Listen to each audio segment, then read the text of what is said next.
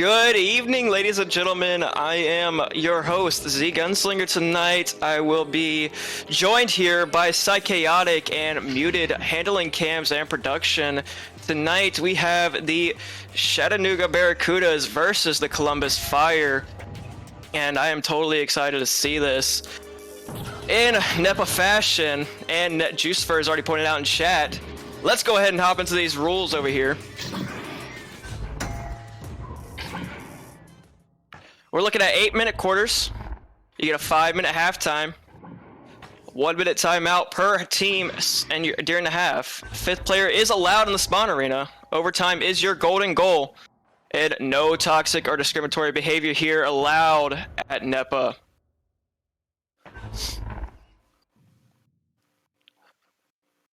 And Psych? I'm bringing it. Sorry, guys. I am joined here with me, like I said, is Psychaotic. Psychaotic, how are you doing tonight? I am doing okay. You know what? Yeah, there we go. Your name tag's fixed. You said this earlier. It gave me a giggle. But I'm doing real good. I'm super excited to get into this game. As you said, between Chattanooga Barracudas and Columbus Fire, it does look like form. I don't know if it's just for now, if they're working on getting somebody, but Columbus Fire, it is going to be 4. Okay, they are only going to roll with a roster of 4 this evening and no sit sub. So if anybody drops out of the arena, they could be looking at a 3v4 situation, which is always very, very risky. But hopefully they don't have to. It doesn't come to that. Over on the side of Chattanooga, we've got Solar P, Vacant, Glass, Harper, and Big Floppa. And over on the side of Columbus Fire, it's Rev, Link one and only, and it's YOLO Man. These are some solid rosters. I mean, Gunslinger, looking at Chattanooga, what do you see? What are you expecting out of this roster tonight? So I'm familiar with a lot of these players: Solar P, Vacant, Glass, Harper, and Big Floppa. Big Floppa I saw last week during the cast I casted on. So I'm excited to see him, again play here tonight. Not sure if he's going to be hopping in, but if we do see Big Floppa, I expect that to be a deadly threat. Glass, Vacant, both players I know, and extremely deadly players, offense and defensive wise. Solar P as well. So Harper, I'm not sure just as much about, but I do know a little bit about Harper, and he is pretty good on offense. So. Yep, he absolutely is. I mean, all of these players could prove to be threats tonight in the arena. And Glass, that's my girl right there. I got to shout her out. And I'm super excited to see what all of these players do this evening. But then, looking over on the side of Columbus Fire, I mean, these are some heavy hitters this evening, and joined by one and only as their PDR sub. Like I said earlier, an unfortunate situation to be in with with only 4 players, but they've got enough to field the team, and that's all they're looking at right now. So, Z, what are you expecting here from Columbus? Columbus, I definitely have played with a lot of these players, Yellow and Rev especially, Rev being next teammate of mine. Rev's definitely deadly on offense, but is known to be just as deadly on defense as well. Yellow, extremely well overall just player, all-around player. One and only, very, very, very strong offensive player that I've seen from him. When I have seen him, again, not too much known about him from me, but I have seen a couple of his plays and performances, and they've been strong on offense. And Link one is just Link one. I mean, been playing for so long, and you see him all around the field. So again, all around, these players are just everywhere on the field. So I expect beautiful performance from both of these teams, and I'm excited to see these teams perform. Yeah, 100%. I mean, I could not agree with you more there. Link one, an OG in this game, all over the arena this evening. Also, Rev. I mean, Rev was my teammate in the last Nepa series on the Cubs. So I'm super excited to be able to cast him tonight as well. And of course, also it's YOLO Man, been around for a while. One and only, the PDR sub, getting an opportunity to show what he's got this evening. I'm so excited to see what we see out of Columbus Fire this evening. Indeed, and as we have some time here, eggs, you guys love them, I love them, but we're not talking about the ones you eat, guys. Every commercial that will be broadcasted during the AAA and the Pro Series will have Nepa-themed Easter eggs. Some are obvious ones, and some are really hidden. Everyone who can name the commercials will be entered in to win a $250 gift basket plus $100 cash and more. To enter, you are going to have to watch the matches, write down the Easter eggs and the commercial, and save them for when we open the competition. We love the Easter eggs here, Saika. Fan of eggs. Eggs are quite good. They are. You know, I eat them almost every morning, and might be too many eggs, but you know, we're not gonna talk about it. Oh man. It's all good. It's all good. But yeah, I mean, I'm hoping we get into this match momentarily. We do have one ready up, and it looks like maybe that was also the second. Yes, here we go into round one here between Chattanooga Barracudas and Columbus Fire. The disc is in the middle. The stacks are in the tube. The counter winding down right now. We are ready to get into this game to kick off a night of AAA matches, and away we go into round one. The first touch is going to go to Chattanooga. Beautiful headbutt coming through all the way down into the Columbus zone. It's recovered here by Solar. Solar looking at that three. Just not quite able to make the angle work. Instead, it is slapped out of the bubble, slapped through mid. That is drifting all the way back there. Where are the stacks? Looks like it's going to be Harper all by himself getting home, and barely gets that clear off before getting stunned out. It does not quite find its way through the mid, though. Instead, it'll be recovered by one and only. I'm sorry, that is Link. I cannot read. Link sends this one back for the quick reset to its YOLO man. YOLO taking this one to the double diamonds before sending it back over to Link 1. Link now at the pack, drawing out this pressure here from Vacant, and waits a little too long as Vacant does get the headbutt, gets the quick reset off back to Harper. Harper now finding that open lane through the cross side too, but oh my goodness, look at that. Columbus already home to, no, not recover this one, at least not as first. A little bit of a misread there, leads to Link 1 being there first, but he is there, sending this now over to one and only, who feeds it through the tunnel, where it is Solar P on the scene, ready to pick this one up and walk it back through the tunnel, sending this one up a little too high for the pass, so instead it will be picked off by Rev. Rev sending this one through the middle. Stack race coming through. It's YOLO man there first, just outside the bubble. They've got the numbers, works it forward, but gets shut down by Solar P, and Rev not able to make that shot work either, bouncing off the ding ring toward the mid, where it's going to bounce into the hands of, I did not see the player, but they get the pass over to one and only. One and only looking to do some moves, but Glass tells him no, not today. Gets the stun, and Solar P gets the pickup, but not quite the clear just yet. Instead, it will be sent back where it came from, bouncing around in the trench, recovered now by its YOLO man. YOLO on the back line, slowing this one down. Very, very smart here. Columbus looking to push a lot, and now forced to slow this one down, actually get set up, get their bearings, take a deep breath. So now it is going to be YOLO man on the floor in the trap area, looking around, looking for something, finds that cross over to Link, Link over to Rev, and Rev to the goal. There we go, Columbus on the board first. Columbus coming in hot here. Had a couple missed possessions there. The defense of the Barracudas definitely playing strong there, but just not able to keep them pointless here. That is going to be a 2-point lead here for the Columbus Fire. Yep, 2 points on the board, but that is all. And we are almost 3 minutes into this first round, but it's YOLO man looking to fix that as he gets the interception off the offensive joust, sends this one high cross, looking for a teammate, but a little bit of a miscommunication there means it'll be picked off by Solar P instead. Solar stunned out, stolen away by Rev. Rev just sending this one high cross, looking for Link over there, but not quite going to find him just yet. He does get there off the bounce. A beautiful recovery there, but no shot for him, going off the head there of a defender, where it will be recovered by one and only just outside the bubble, sends this one cross to YOLO man, driving in off the nest, and he will not be denied for that 2-pointer. Yeah, another quick 2 points there from the side of the Fire. Not hesitating that time, only taking a 34-second goal time as to opposed to that 3 minutes we almost saw there in that first possession. The defense of the Barracudas still playing strong here, just need to find their clears, and they may have something going here for them. Yep.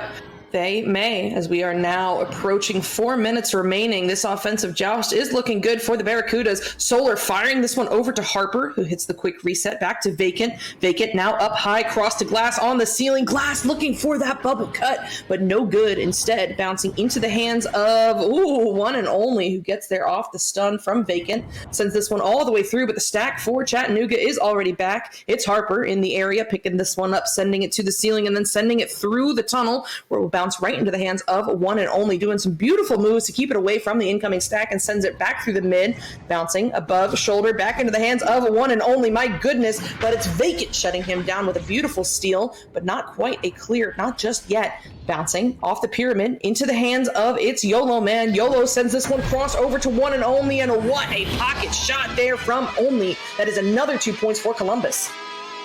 Another 2 points indeed, and beautiful defense from the side of Columbus that time. Was able to get the stop and get the clear out. And though it took him a little bit of time again, was able to find another 2 points. The Barracudas here just not able to find their grounding yet, but there's still plenty of time to go as these teams roll out on this offensive joust. Yep, a little bit scuffed on that rollout, but Harper does get back to it in the trap. Working this one forward, looking for something, finds a good cross over to Solar P under immediate pressure there from one and only, finds the pass over to Glass. Glass taking this one to the floor, doing some moves, but cannot keep it away from one and only, who gets a beautiful steal, a good send through, bouncing in toward the bubble area. It's Rev on the scene, an open three, and yes, ooh, 7 meter 2 just inside the bubble, but hey, points are points. Points are points indeed, and again, that defense from the side of Columbus Fire just not letting anything come through their side. And the Barracudas here may need to rethink their strategy, maybe go for some more resets. Have not seen a lot of that from them when they are on offense here. Yep, absolutely. The defense from Fire has just been, well, fire.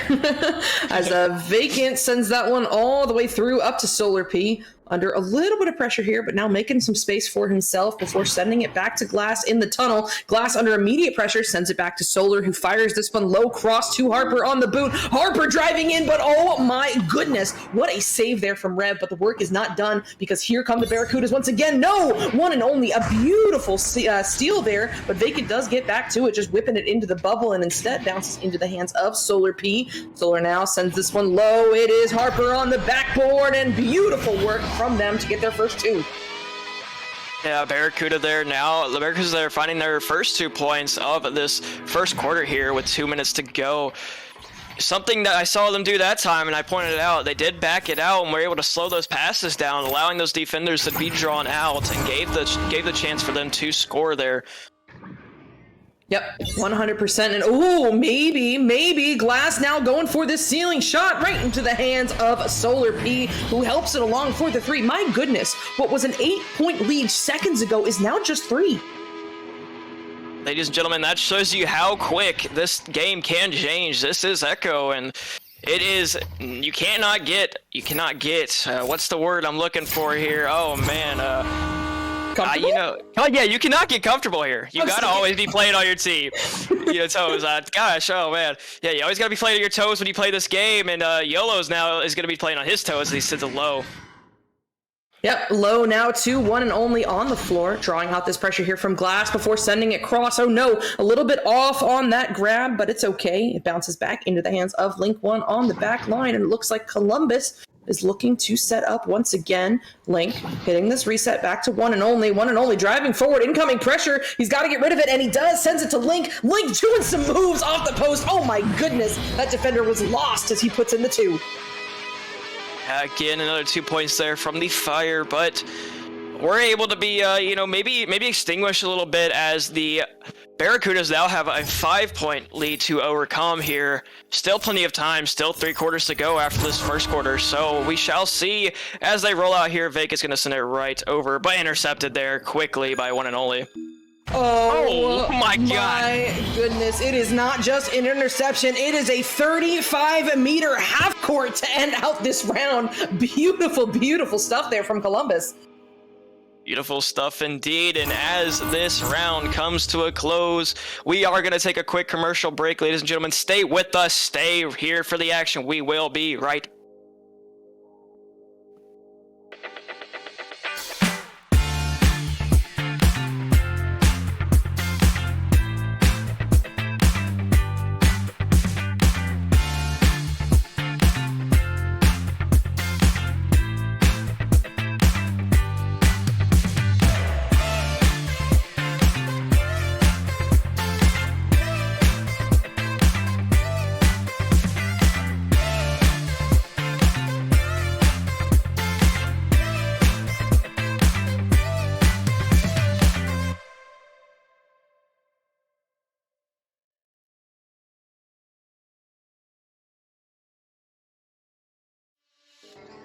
And we are back, ladies and gentlemen, rolling into the second quarter. Chaotic, what are you seeing so far from these teams as we came to that close of quarter one?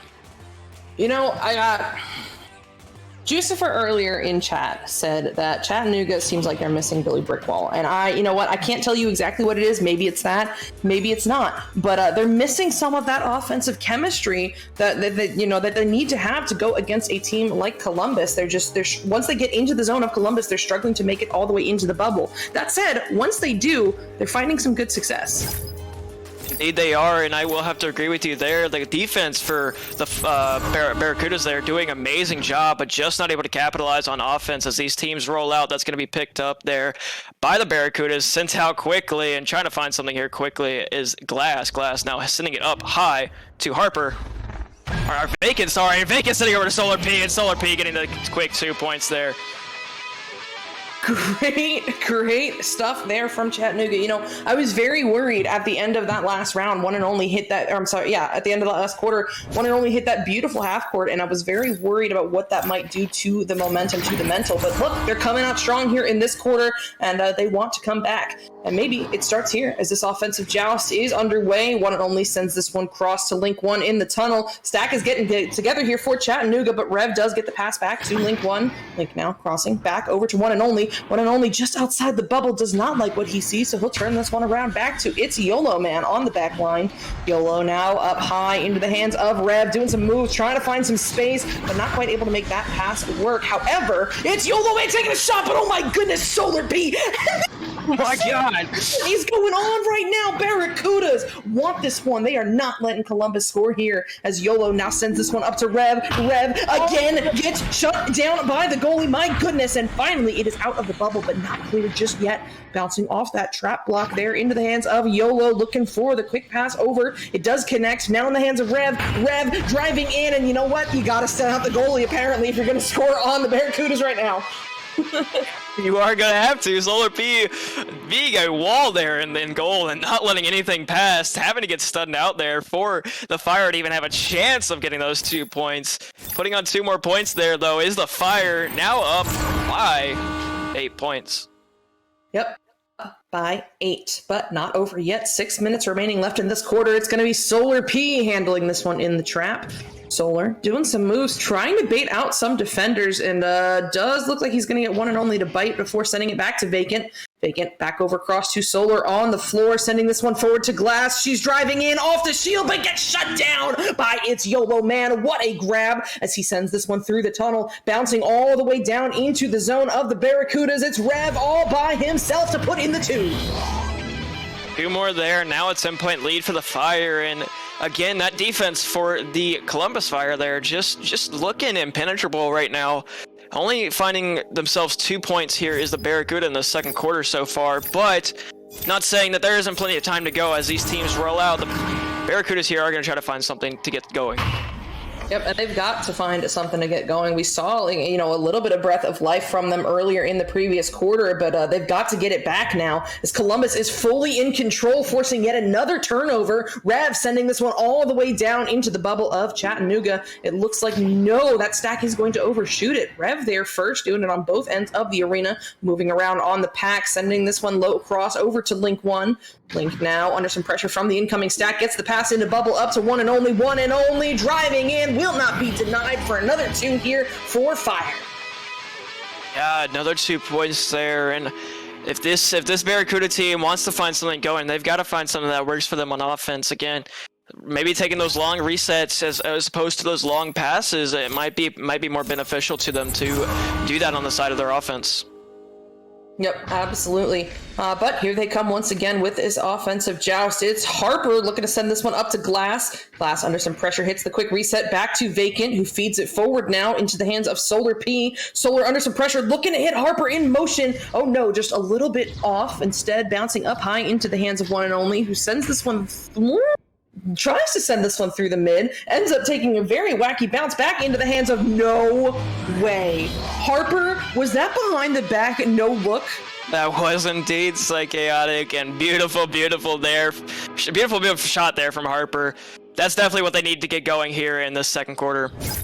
I mean, yeah, that's, you know, you've got to be dancing after that one. Beautiful shot there as they cut the lead down to just 9. YOLO Man now sending this one forward to one and only, gets through one defender, looks back, looking for the incoming pressure before sending it low cross into the hands of Rev, but no, that pass just a little bit off. Instead, it's one and only on the wall, looking to get this one through off the post. This little self-pass action going on right there, but no, will not quite work. Instead, it's going to be recovered now by Harper, sending this one all the way through off the back wall into the hands of... That is why you can't do that. Just take the shots. But hey, you know what? It happens. It happens. As Columbus is looking to get this one out of their zone, but not yet. As Harper looking for a repeat performance there, not able to find the goal. YOLO Man sending this one all the way down into the bubble, off the back wall, out of the bubble before anybody gets there. Glass in the area first, and she'll send this one into the hands of one and only in the mid.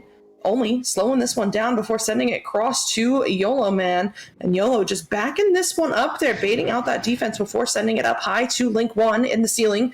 Link now stopping at the cloud for just a moment, surveying some options under some pressure here and gets punished there for hesitating. Harper with a beautiful steal there, sending this one all the way through. If the high mid, it's going to bounce down. Oh no, a little bit of a misread going on, but YOLO Man is the one there first. YOLO now walking this one forward, pre-stacked with Rev. Looking like a good dribble attempt maybe, but no, just a little bit off. But oh my goodness, one and only! What a steal there! She secured the 2. Yeah, and a lot of back and forth there as we see a 1 minute, 30-second goal time.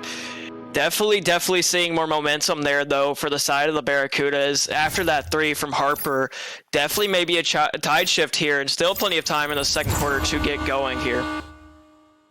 Maybe a bit. As Harper now sends this one all the way up to Glass. Glass looking for this low cross, but oh no, it's going to take a bounce off of that spot on the trench, and the clear will not quite get as far through as they may have wanted, but maybe, no, not quite there for Rev as he takes a shot, bouncing off the shield back into his own hands before he hits this reset to one and only. One and only now down low cross to YOLO Man. YOLO driving in, but Solar P tells him no! Oh my goodness, the double save there coming through from the Barracudas to keep it out of the goal, but this reset will be good to one and only on the back line. Only paused at the station, drawing out pressure from Vacant before sending it up high cross to YOLO. YOLO now forward into the hands of Rev, who gets shut down by Solar once again. Man, Solar is on fire right now. And it'll be Glass now sending this one all the way through the mid, bouncing into the bubble of the fire. We're going to see a stack race. It is Solar P there first, and my goodness, Solar gets it done on both sides of the arena.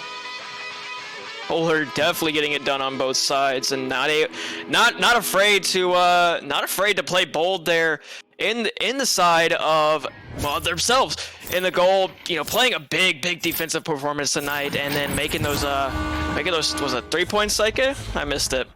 I think it was just barely inside the bubble. Very close though. And you know what? Honestly, at this point, points are just points. And Columbus Fire barely missing some more. YOLO Man now sending this one forward to Rev on the shoulder. Rev looking to fire this one cross over to one and only. It is going to be a little bit off, but he does get there off the bounce.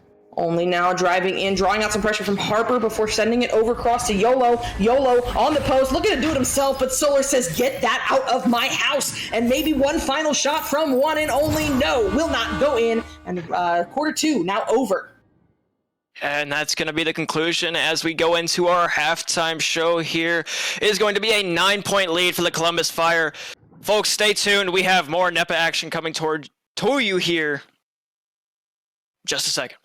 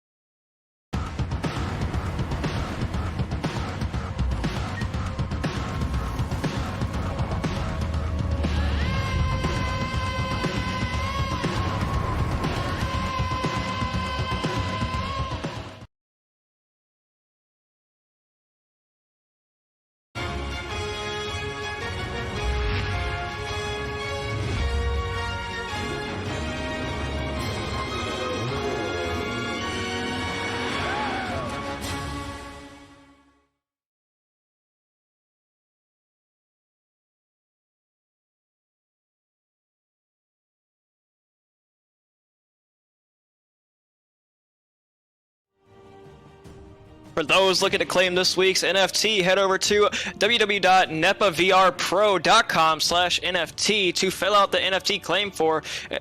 In order to complete the claim form, you will need the secret password, which this week's is, get ready, Pro Series. The deadline to submit the claim form is 9 p.m. Eastern on Sunday, September 11th. And folks, we are back here and now in our halftime break as these teams are just trying to stay warm. Solar P, Psycho, I want to talk about for a second.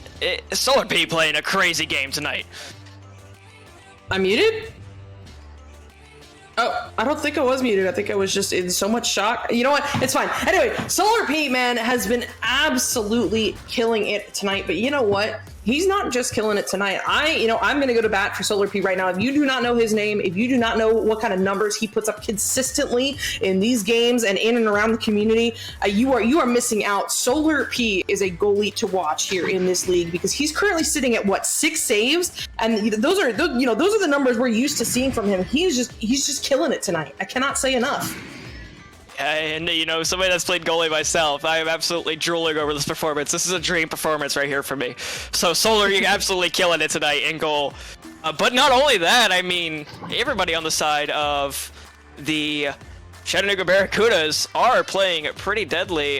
Vacant with 1 assist, 1 save, and 1 steal over there. Glass with 1 assist and 1 steal. Harper with 1 save and 2 steals and 5 points, sorry. And on the side of the Fire, Psycho, what are the stats over there? I mean, the name of the game over there is assists. Link 1 sitting at 3 assists, 1 and only with 3 of them. It's YOLO Man with 1 of them, and Rev, none. However, he has put up 8 points on his own, which is more than anybody else on the side of the Barracudas, and only 1 less than their own top scorer, which is 1 and only right now at 9. Noticeably less saves on the side of Columbus Fire, but honestly, that makes sense because as we were talking about earlier, Chattanooga's had a little bit of trouble pushing into the bubble of Fire. Indeed, they have, and that Chattanooga team definitely, struggling here on offense, but defense definitely not. The Fire here just able to find those stacks, those clears, and pickups on the side of the Barracuda. Solar P trying to do his best, but unfortunately, you can only do so much before a goalie stun comes in, or you just happen to miss a disc. Something that I'm going to want to see from the Barracudas here coming into this second half is definitely going to be that passing that I was talking about there in that first half. Definitely a little bit of bold passes there from Barracudas, and we're not paying off at all. So some more communication, some more resets, and slow it down, and we might have ourselves a different tide here in the second half as these teams are going to be coming out here shortly. Psycho, any words? You know what? I think you're spot on there with resets. We're seeing the Barracudas push a lot of bad numbers in the bubble, which means, the defense is home for the Fire, and whether it be a 2v3 or, whatever the number combination is, they've got less people that they're taking into the bubble with them than Columbus has defenders in the bubble. And to alleviate that, reset more. And it's super easy for me to sit here in this caster chair and be like, well, just do this, I promise. And I know it's not easy, especially when you've got 1 and only and YOLO Man running in the midfield right now, putting pressure on the stall pass that is trying to create some time for the team members to get down the arena. But that really is the core of it, because they're pushing bad numbers and they've got to figure out a way to turn that around going into the second half, which starts, oh my goodness, right here, right now, this very second. Away we go. This one, first touch, going to go to Glass for the side of the Barracudas. She's going to send this one forward, looking for Solar P. Solar P with the relay up to Harper, and Harper with an 18-meter-second shot finds the first 2 points of this quarter. Beautiful quick 2 points there. Only a 10-second goal time coming from the side of Barracudas. Seeing those passes again, a little bit of a bold pass, but luckily we're able to pay off for them this time as Harper's going to try to close that gap now. Only down here by 7 points. Yep, only down by 7 and plenty of time left on the clock. This one's going to go to 1 and only. Oh no, loses a hand on it, and Harper is quick to steal it away, looking for a bold stealing shot, but it's YOLO Man in the area to shut that down. He'll send this one up to Rev, who relays it forward through the mid. Oh, has a cherry picker down there, but the pass going to take a bad bounce, and it gives Glass the opportunity to get there first, but not quite get the clear as that bounces off the lip of tunnel back into the zone of the Barracudas. This time she goes for the pass up to Harper, just outside the tunnel, doing some moves to open up the lane, sends this one all the way in. Oh my goodness, so close, but that is what your teammates are there for, as Solar sliding into the scene, gets there for the 2. Beautiful shot attempt there from Harper. Unfortunately, just a little high. Solar P definitely making the smart move there off the rebound to take it in for the 2 points instead of backing it out for the 3, as that defense for the Fire was there and may have gotten that stop off. As the Fire roll out here, that's going to be YOLO Man handling it. Yep, YOLO handling this one on the nest, doing some moves to keep it away from the incoming pressure, and oh my goodness, what a pass to Link 1, who takes a bold shot on Solar P. Solar P gets it out of the bubble, but not cleared away just yet. That one's going to be Harper sending this one all the way through the tunnel, bouncing up high now into the hands of Rev, pre-stacked with YOLO Man, but that stack is stunned out. We're going to see a race here as, Link 1 breaking away. Oh, that's a one and only. I cannot read. One and only breaking away from the pack to get there first, doing some moves on the shoulder, looking for something, anything, or maybe he'll just do it himself. Oh my goodness, getting through those defenders to secure the 2-pointer. And only saying, I am the only one that's going to get this goal right here. As he walked it in on that defense, I want to say that was almost, was that a 2v1 there, or maybe 3v1 situation for One and Only? No matter what the situation, beautiful solo take there from One and Only.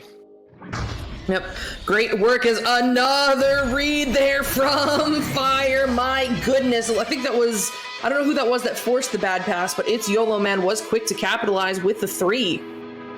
Yeah, YOLO there, quick to capitalize indeed, and not hesitating to put those points back up that the Chattanooga Barracudas were able to gain back there early this third quarter. Sorry. So. Yep. So here we go. This one's going to be Glass sending this one over across to Solar. Solar under a little bit of pressure there, just forced to take the shot, and it does not quite work out. Now returning back into the zone of the Barracudas, where One and Only is on the scene for another 2. My goodness, how many points is he up to? One and Only now up to 13 points to his name. Beautiful performance here from One and Only tonight. Definitely putting the offense on his shoulder. Sorry. I need to wake up. Hey man, it's all good. Yeah, we got 2 more games. Go get your coffee and settle in, because Solar P, oh my goodness, Glass hitting him in stride with a beautiful pass, and Solar P turns that around for another 2 points. Very back and forth, but they're keeping it to within this 9-10 point lead. Yeah, we've been seeing that all game here. No really clear pull away from that 9 to 10 point lead mark. If the Barracudas can just get something going for themselves, maybe a little bit of momentum tied here, they may be able to find themselves back here in range to take this game. A beautiful save there from Vacant, reading it off the backboard, but not out yet, as Link 1 looking to do it again. No, that one will not go in either. This one's picked up by One and Only just outside the bubble, down low to Rev. Rev with the quick pass back to its YOLO Man, doing some moves, but shut down by Vacant once again. Oh my goodness, doing his best Solar P impression, trying to get this one through the mid, will not quite make it all the way through. Instead, it's YOLO Man sending it right back where it came from, off the backboard, very close, but that is what your teammates are there for, as Link 1 scoops that one up for the 2. And a little bit of fight there for the disc. Unfortunately, Barracudas were not able to come away with it. That was picked up there by Link 1 and was taken in as well. That's going to be extending their lead now to 12 points here with 3 minutes and 5 seconds to go here in this third quarter. Yep, plenty of time left on the clock as this one bounces into the hands of Harper. Harper now feeding this one forward up to Glass, doing some moves under some pressure here, looking for something. Finds a good cross over to Solar, who resets back to Vacant. Vacant now at the island, sends it back up to Solar P. Oh no, a little bit off on that pass, and it bounces into the hands of its YOLO Man instead. YOLO looking for this cross clear. It's going to require a little bit of help from One and Only, but it does get through, bouncing all the way into the bubble, almost in the goal, but it's Solar P home first, looking to send this one up. It's Vacant with it now. Vacant looking for the clear, but not quite finding it. One and Only on the back line, scoops this one up, sends it over to Rev on the Pac-Man. Rev now low cross up to Link 1. Link on the floor, driving and doing it himself, finds another 2 points here for Columbus. Columbus now up by 14 here in this third quarter. Nothing to be discouraged about, though. If you're the Barracudas, you still have plenty of time here to make something happen. Just need to find what's going to work for you against this Columbus Fire team, as their defense and offense has just been impeccable tonight. Yep, 100%. And now, I mean, pulling away to a 14-point lead, excuse me, that is nothing to scoff at. And maybe, yes, no, they will not add to it, as one and only is denied by the ding ring. But now Rev taking his turn, also not going to go in. What a save there. I think that was Harper this time around, as it is picked up now by Glass. Glass looking for this clear, but Link One being sneaky there behind the bow tie, gets the interception, sends it to one and only, who puts it in with the bounce too. Yeah, beautiful, beautiful far pocket there on the left side. Definitely took a weird bounce after that, but was still the pocket and placement indeed. It definitely messed up that goalie there for the Barracudas. Yep, 100%, and now up by 16. You know, we said earlier you can't get comfortable, but this is a nice looking lead right now for the side of Columbus. Chattanooga needs to find a way to shut it down right now. Harper with it now in the trap area, under some pressure from one and only, sends this one over to Glass. Glass in the midfield doing some moves, looking for something to open up, but her team not advancing down the arena just yet. Sends this one over to Vacant to create some time, who's looking for the high cross over to Harper, but instead it bounces into the hands of Rev, but intercepted by Vacant, looking for redemption here. Sends this one up to Glass, who slams that one in for the 2. Another 2 points there coming from Glass for the Barracudas. And you mentioned getting comfortable, like we mentioned earlier. Something here that I've noticed is, especially in Echo, you can get comfortable to an extent where it's bad for you, but you can also get comfortable to where you're just rolling. You're a steamrolling train going down the tracks, fast and hot, and no slowing down. Definitely here is the Fire, as Yellow Man sends it over to the right side, trying to get a pass off to his teammate, but does not find it. With 15 minutes rolling down in this arena, that's going to be cleared out deep now. The Stacks are not going to be able to pick it up for the Barracudas. Link One, though, going to pick it up, trying to find that shot as the shot clock expires here in this third quarter. Psych, we may be able to see something here in this third quarter, but we'll talk about that here in a second as we're going to roll to our commercial break. One American with a burning desire to save the world from high prices. He is the stuntman that saved the world. He is looking to destroy high prices. A man that brought the world together because of his love for Kawasaki. One man strapped to a 2021 Terex KRX 1000. The stuntman that saved the world. Get your favorite Kawasaki motorcycles, ATVs, and side-by-sides today at Holzhauer Pro Motorsports in Nashville, Illinois. Ladies and gentlemen, we are back, and I have with me Psychaotic. Psychaotic, like I said, mentioned here, we may be able to see something coming from the Barracudas. What do you think?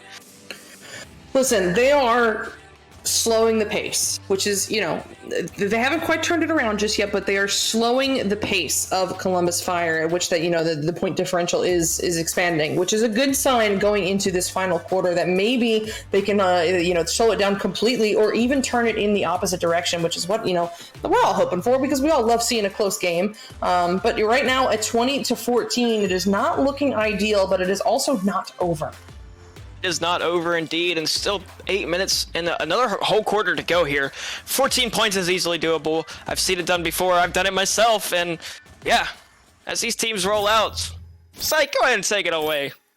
All right, here we go into the final quarter here between Chattanooga Barracudas and Columbus Fire. A powerful headbutt coming out there from Fire, but it's picked up by Vacant first. He'll lose it, and it is a fight going on up there. Finally, it is the stacked forward Chattanooga getting there first, sending it through, but it's read instead by the Fire. They're not quite going to be able to get this one cleared out just yet. It's going to require a little bit of help here from YOLO. YOLO sending this one forward as it bounces now into the hands of Link One. Link One over to Rev, and Rev, we know what he does with those. He'll get another 2 points here for Fire. Yeah, and taking a step back real quick to that initial joust, that headbutt had some steam behind it. Yeah, you'd had to be scared if that was coming towards you. I definitely would.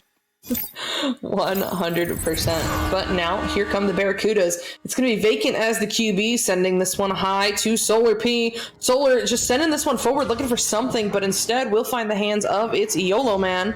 YOLO now looking for the clear, takes an awkward bounce, but hey, totally calculated as it bounces into the hands of Rev. Rev sending this one forward now, where it will be recovered by Vacant at the cloud. Vacant now, cross, looking for, maybe looking for that stack, but instead it will be recovered here by Rev once again. Rev just looking to get rid of it, but it's not quite able to find the clear. Harper sending this one in. Oh, very, very close off the backboard into the hands of Glass, who now will take her turn, and this time she will not be denied. I mean, even if it's got to go through the goalie's hands, that is going in for the 2.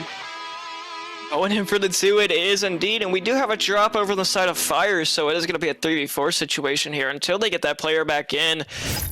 This is the time for the Barracudas to take some points back and climb out of that lead.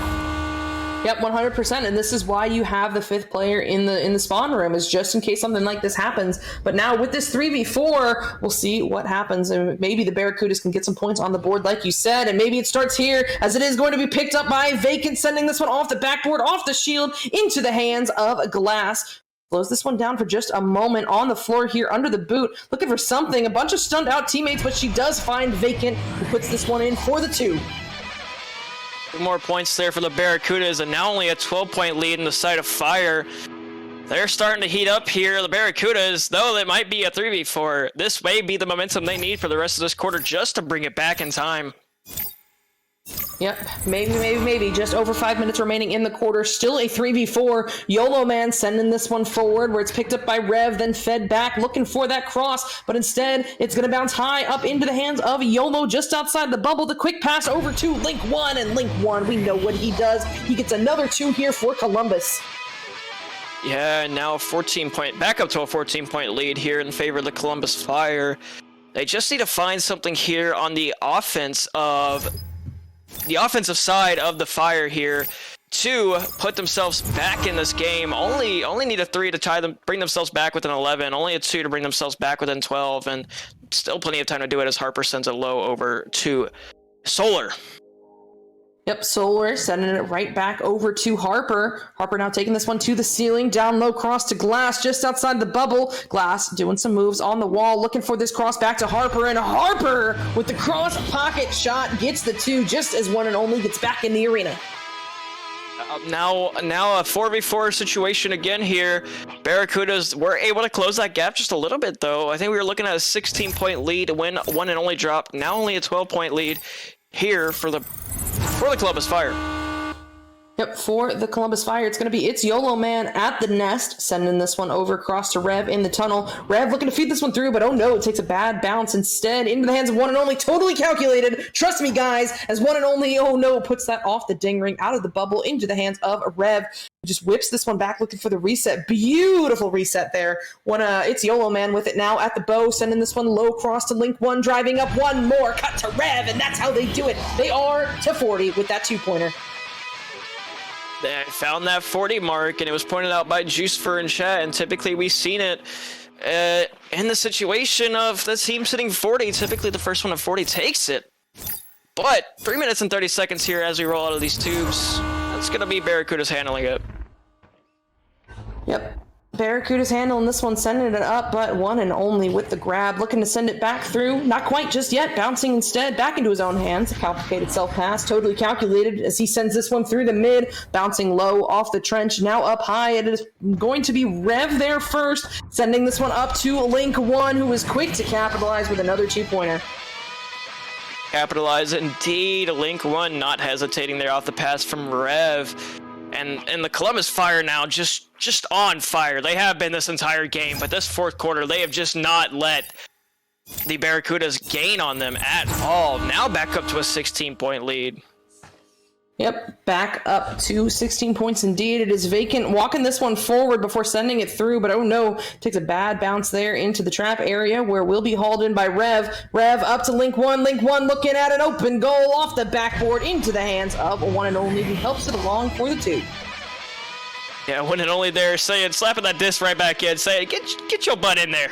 What you doing? You need to get in that goal. Now up by 18 points here is the Columbus Fire with 2 minutes and 16 seconds as we roll these tubes. Yep, we will see here who, at this point, I think it is the ice, but it is just going to be a matter of who takes some more points home with them. As Rev now looks to send this one through the low mid, bouncing into the hands of a Link, and Link gets it done with the 3-pointer there for Columbus. I thought I hopped into the booth of Palador for a second there. Link 1 gets it done. Watch out. Psycho coming in with the rhymes here. Don't encourage me. They only get worse from here. I'd love to see it. And Muted in the back saying that they are out of mathematical time. That is going to be the game in the hands of the Columbus Fire. But let's see what the Barracudas can do here to take home some points as Harper finds himself 3 more points to put them up to close that gap now by 18 points, I want to say. Don't let me be wrong here, Muted. It is an 18-point difference here right now, winding down to just over a minute remaining in the final quarter. Let's see how Columbus plans to answer back. It starts with a QB from It's YOLO Man, who sends this one through the tunnel into the hands of Link, and Link looking at the open goal, but no! Solar P there just in time to get this one picked up and sent through the opposite side tunnel. Now bouncing off the rock up high toward the pack. Who's going to be there first? It's Rev for the side of the Columbus Fire. Rev, under no pressure, sends this one up to Link 1 at the station.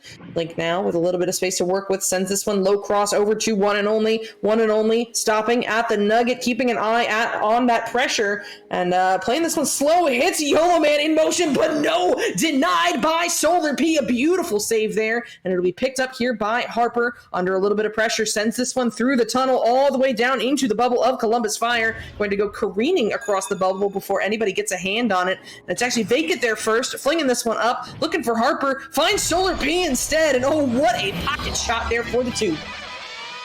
And as this game winds down, that is going to be a 16-point deficit. Sorry, math is hard. 16-point deficit.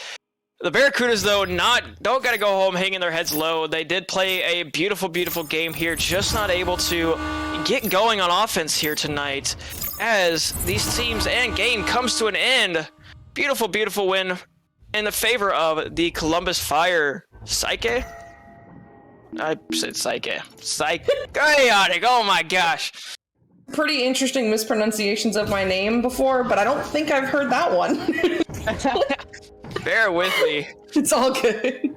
It's all good. But yeah, a beautiful, beautiful performance there by both of these teams. However, it is in the end going to be Columbus Fire taking this one. And you know what? I think the key to it is that they were running the midfield, the high pressure stacks, the beautiful movement up and down the arena, just running circles around the Barracudas this evening, and it paid off for them with a beautiful win. It did indeed in Nepa fashion. We do have to give out our Stuntman Award tonight. Oh man, this is a tough decision. It's, One and Only playing a beautiful game tonight. Definitely offensively strong here as we see on the stats. We do have the stats for One and Only. They are not as concurrent as I would like them to be. He did have, I want to say, 15, maybe 16 points before the dropout. My vote tonight is going to go to One and Only. Psychotic?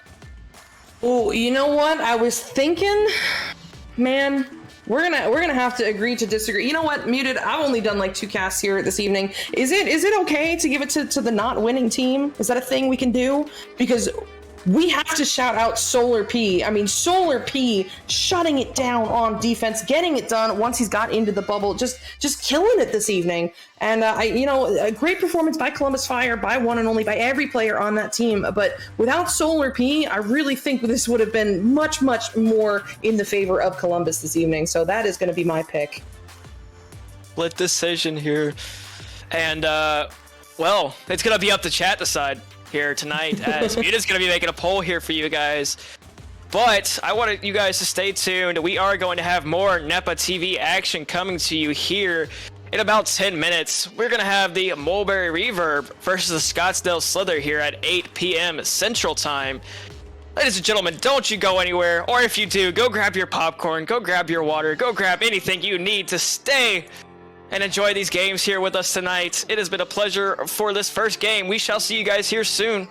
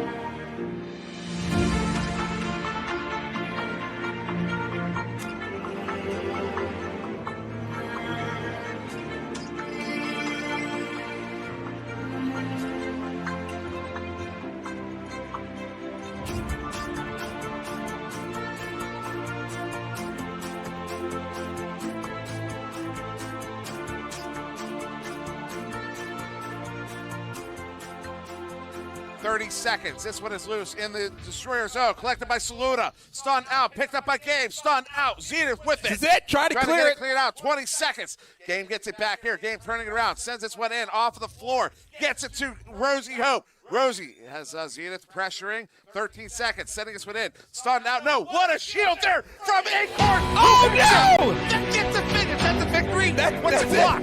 What's the clock? That's it. That's it. In the last second, the Orlando Cyclones come back 33 to 32. Are you kidding me? What? I've got nothing. You know, forget finals. What was that? What was that? No, not look anymore. at, No, look at, no. Put me on camera. Put me on that. camera. That was unbelievable. I cannot believe what just happened. I cannot believe what just happened. On that read.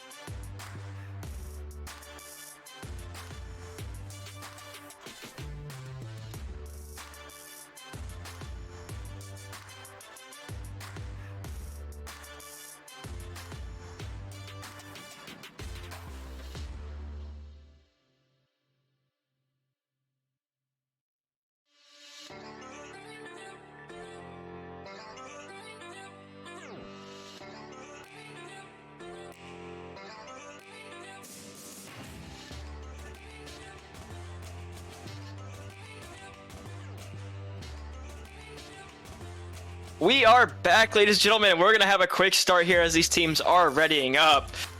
Psych, we got what do we got on us? Who do we got for these games? Oh no, we don't. We got some time actually. I lied. Psych, who do we got for these teams? I mean, hey, you know what? Over on the side of Mulberry Reverb, we have Rip Red, Salty Raccoon, Frozen Scorpio, and Tasuna. This is a powerful roster here. I actually had the pleasure of casting Reverb last week, and I was very pleasantly surprised with what I saw. I know Reverb has gone through some roster changes over the course of the season, but it seems like they have gelled and they are ready to go. I mean, is there anything in particular you are expecting from them this evening, the Gunslinger? Not in particular. I did get to watch the Scottsdale Slither play last week. Have not seen the Mulberry Reverb just yet, but I'm expecting a performance from both these teams. Both teams have players I know, and yeah, I'm ready to see these teams play. So I'm excited. Stay with me for a second. Unknown, iFoxy, Gunny Saw, and Chewy Stack on the side of the Scottsdale Slither, all players that I'm very familiar with, and yeah. I'm ready. I am a Slither fan indeed, Juice saying in chat there. These teams are going to be readying up, so Psych, I am going to toss it over to you as these teams roll out here. Yep, absolutely. I mean, as you know, the last time I was on here, I also casted Scottsdale, now that you say that, and Nails started hashtag Echo Twins because that chem between Unknown and iFoxy is incredible. I'm excited to see that too. But here we go into the first quarter, disc in the middle, stacks in the tubes, and away we go. This first touch is going to go to the side of the Reverb, a good headbutt into the hands of a Rip Red, driving in, numbers advantage, looking for the cut, but oh no, just a little bit too low, and it's okay though, they do get back to it. It's Rip Red on the floor, sending this one low cross to Tasuna. Tasuna with one more to Frozen Scorpio, who sends that one in for the 2. Yeah, beautiful 2 points there from Frozen Scorpio off the pass from Tasuna. Quick 17-second goal time there to get us started here in this first quarter. That is going to be a 2-point lead now for the Mulberry Reverb.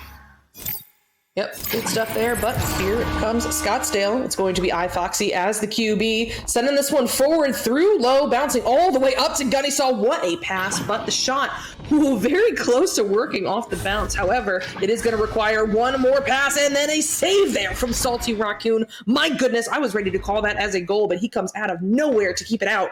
However, this clear is going to go right into the hands of Unknown, so it looks like Scottsdale is going to have another try, as Unknown is stacked together here with Gunny Saw, getting to it in the mid before slapping it forward, looking for a teammate, but instead it's going to bounce off the boot back toward the bow tie into the hands of Unknown. Unknown, beautiful bounce pass over to iFoxy, and you know what? I called it earlier, and here they are, Unknown to iFoxy for the first 2 points here for Scottsdale.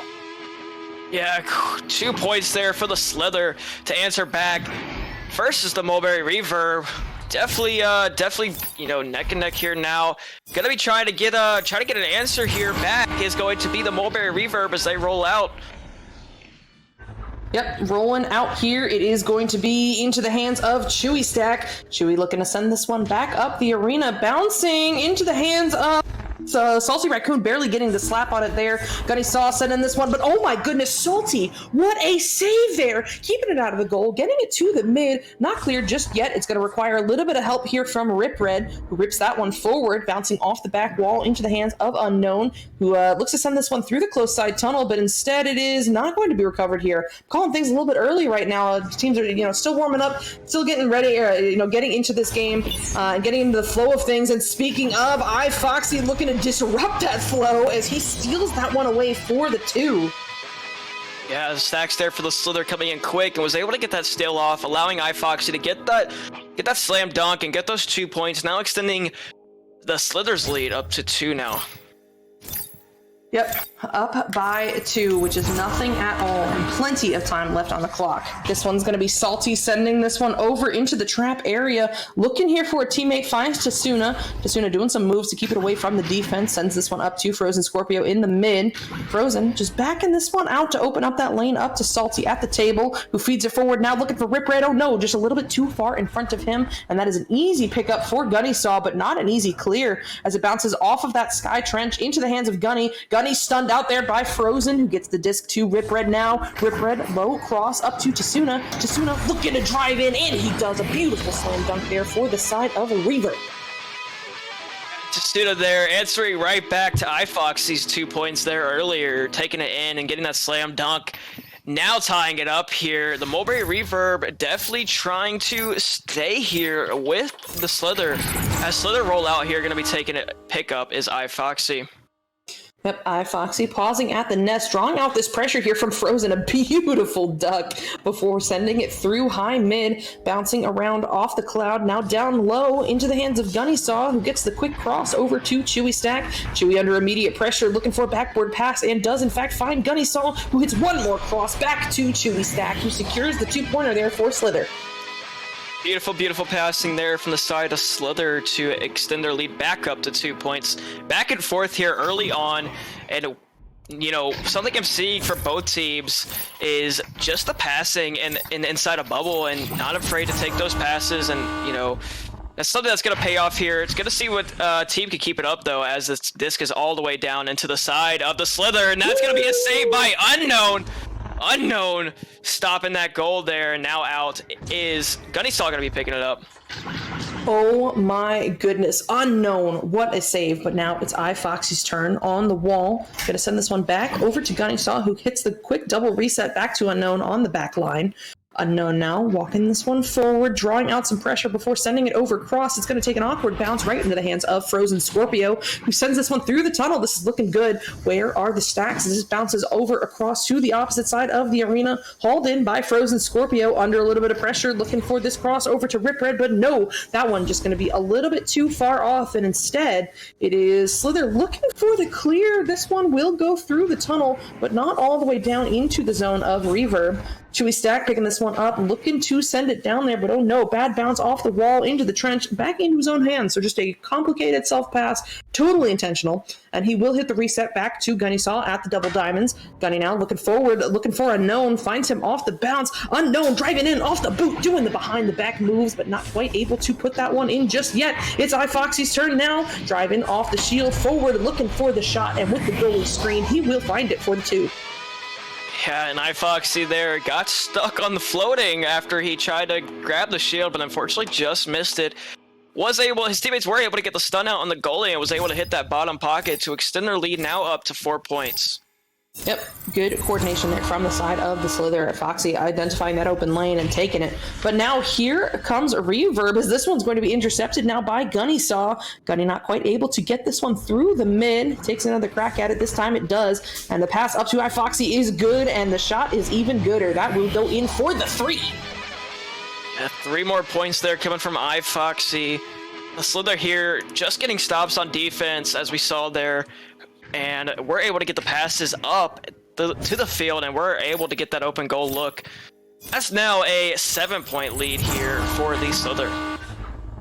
Yep, 7-point lead, and you know they are looking to put more on the board as they force a bad pass here that'll be picked up by Unknown. Unknown under some pressure just tries to get this one through the mid, but no, Salty Raccoon shutting it down there at the station. Salty now sending this one over to Frozen Scorpio on the floor. Frozen playing patient here, drawing out this pressure from Unknown before sending it over to Rip Red, and Rip Red will sink that one in for the 2 and gets them to back within 5. Back within 5 here. That is the passing we saw earlier from the side of the Reverb. Now trying to close that deficit here as this quarter 1 comes to an end here, but actually not comes to an end here. It's still got 50 seconds here, so as the Slither roll out here, that's going to be slapped away over to Chewy Stack. Chewy Stack now down. Not able to be collected, though. Rip Red's going to find it and sends it back for the reset. Nobody's there, though. Ooh. Looking for the reset, but finds the pass to Gunny Saw instead, who is very happy to say thank you very much and puts that one in for the 2.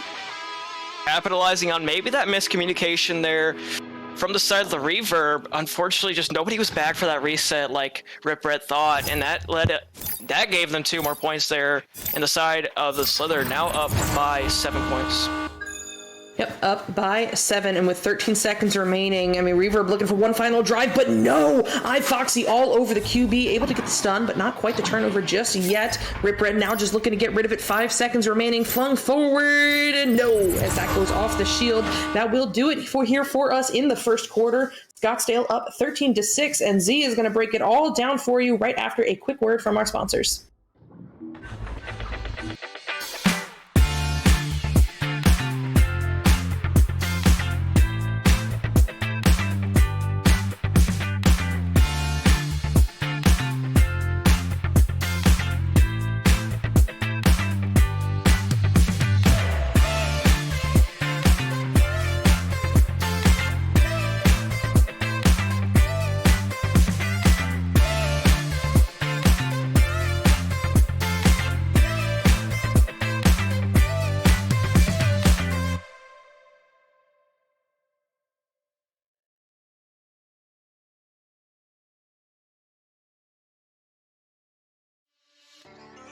Ladies and gentlemen, we are back and we have more Echo to bring you guys here. Something I'm seeing so far from both of these teams is the passing and beautiful execution on both sides here.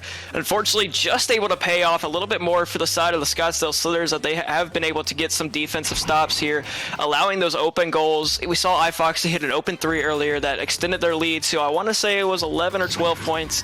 Well, it was 12 to maybe 6, I want to say, and now up by 13 to 6. I can't do math because that would not be possible. Psych! Yep, here we go into the second quarter. This first touch is going to go to Scottsdale. A beautiful headbutt goes careening across the bubble and into the hands of iFoxy, looking for the open 3, but no good, as that bounces off the backboard out of the bubble and into the hands of Chewy Stack. Chewy now doing some moves on the pack, looking for the reset. Oh no, takes a bad bounce and takes a second attempt, but it will go into the hands of Gunny, who looks to redistribute over to iFoxy. iFoxy now under some pressure, looks for this pass to Gunny Saw, but oh no, grabbed the Geo instead of the disc, and it's Frozen Scorpio just trying to headbutt this one along, help it through, and does, as he sends this one forward. It'll be intercepted now by iFoxy, looking to send it back where it came from as it bounces off the Pac-Man and into the hands of Chewy Stack once again. Chewy, with one pass option up there with him, slows down for just a moment and loses it, paying for the hesitation as Rip Red forces this turnover. Hits the quick reset to Salty Raccoon. Salty now sending this one over to Frozen, who's looking for this high pass. It does connect here with Tasuna. A quick distribution over to Rip Red under that same pressure, now sends it back to Tasuna, who hits a quick reset over to Frozen Scorpio. Frozen now resetting even further back to Salty Raccoon, who was going to slow this one down before sending it to Frozen. Frozen now walking this one in, finds Tasuna up high, and he's going to drive as he has this 1-on-2 opportunity, and he takes advantage of it for the 2-pointer here for Reverb. Passing there coming from Reaver, multiple resets, multiple crosses, were able to draw the defense of the Slither and allowed those 2 points to come in from Tasuna inside the bubble. Beautiful passing there from the side of Reverb. Yep. Beautiful passing indeed, and now only up by 5. But you know they're looking to get that lead right back as iFoxy sends this one over to Unknown in the tunnel. Unknown pausing for just a moment here before firing this one across over to Chewy Stack. A great find. Chewy now pausing at the station. Scottsdale has shifted into the slow control mode, and I love to see it.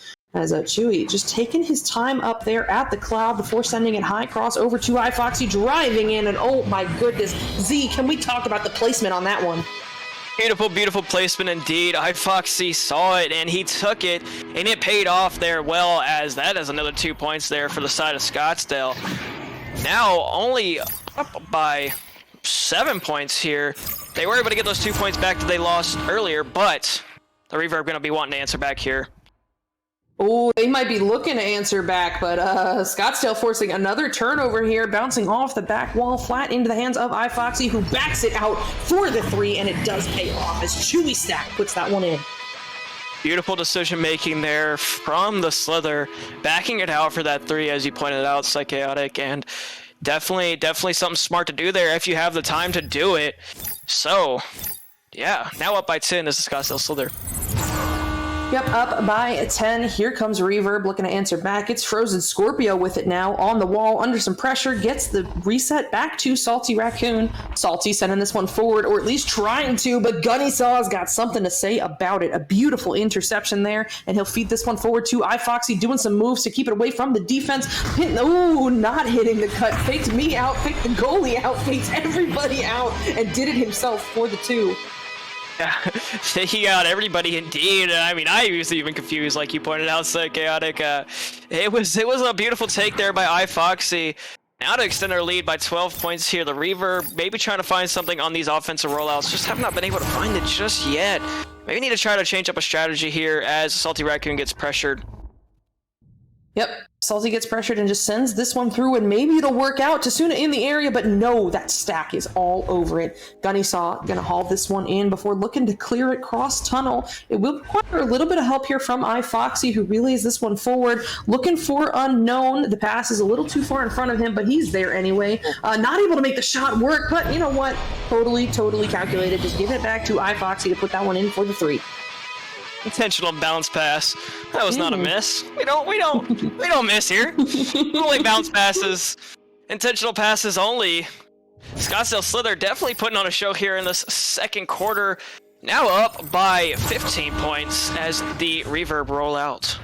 I mean, listen, this is the kind of situation your timeout is here for, as Scottsdale really starting to get on a roll here, and the momentum for the side of Reverb has slowed down, though maybe they are pushing down into the Scottsdale zone. Maybe this is what they're looking for. Tasuna taking this one to the floor just outside the bubble, sends this one high cross to Frozen, but no, going to be a little bit off, and it's Chewy Stack picking it up instead. A beautiful clear through that cross side tunnel. It's going to be a race. Unknown there first. They got numbers in the bubble. The goalie, under some pressure there, and is just enough to allow Unknown the opportunity to secure the 3.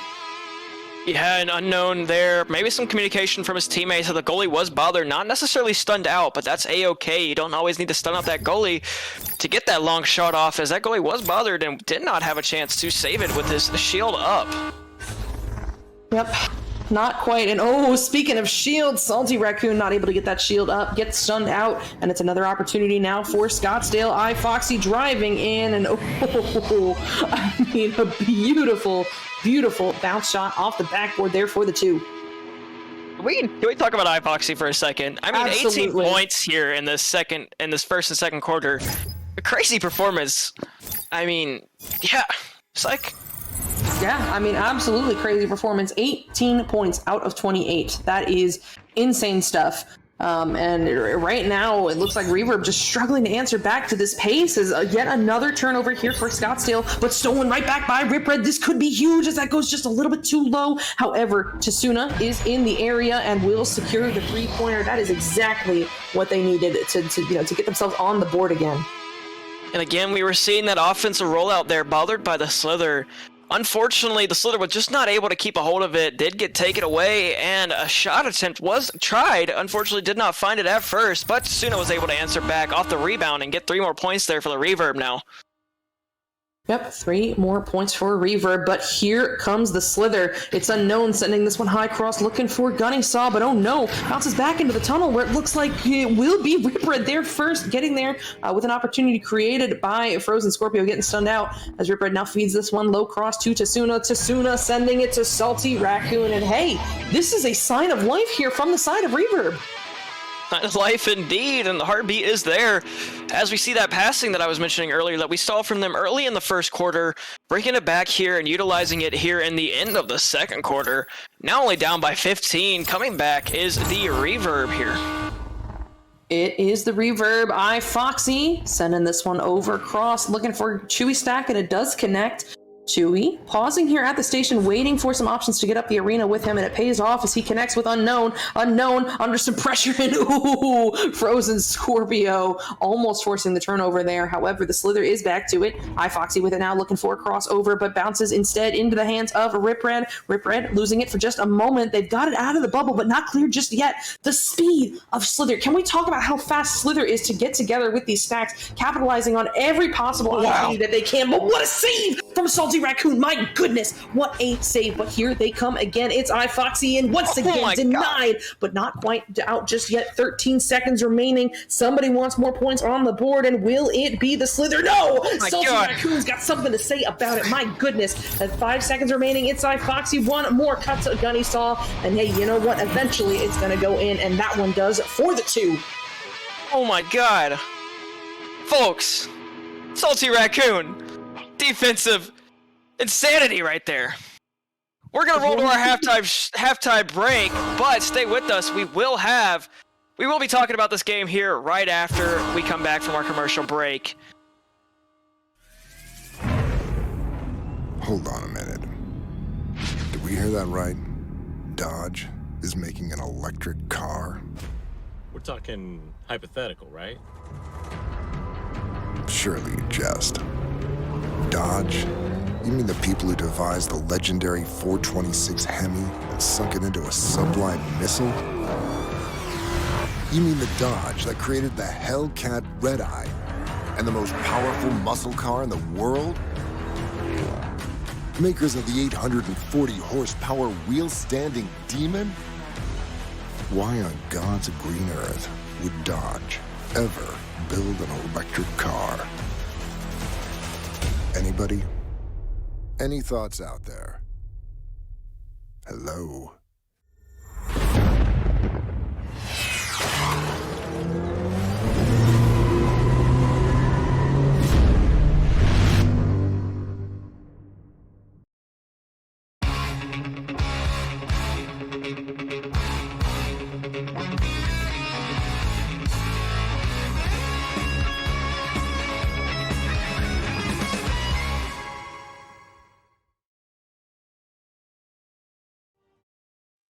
All season long, that's right, all season long, Nepa will be issuing NFTs to anyone who shows up to the live broadcast and fills out the claim form with a secret password. The form can be found at www.nepavrpro.com/NFT.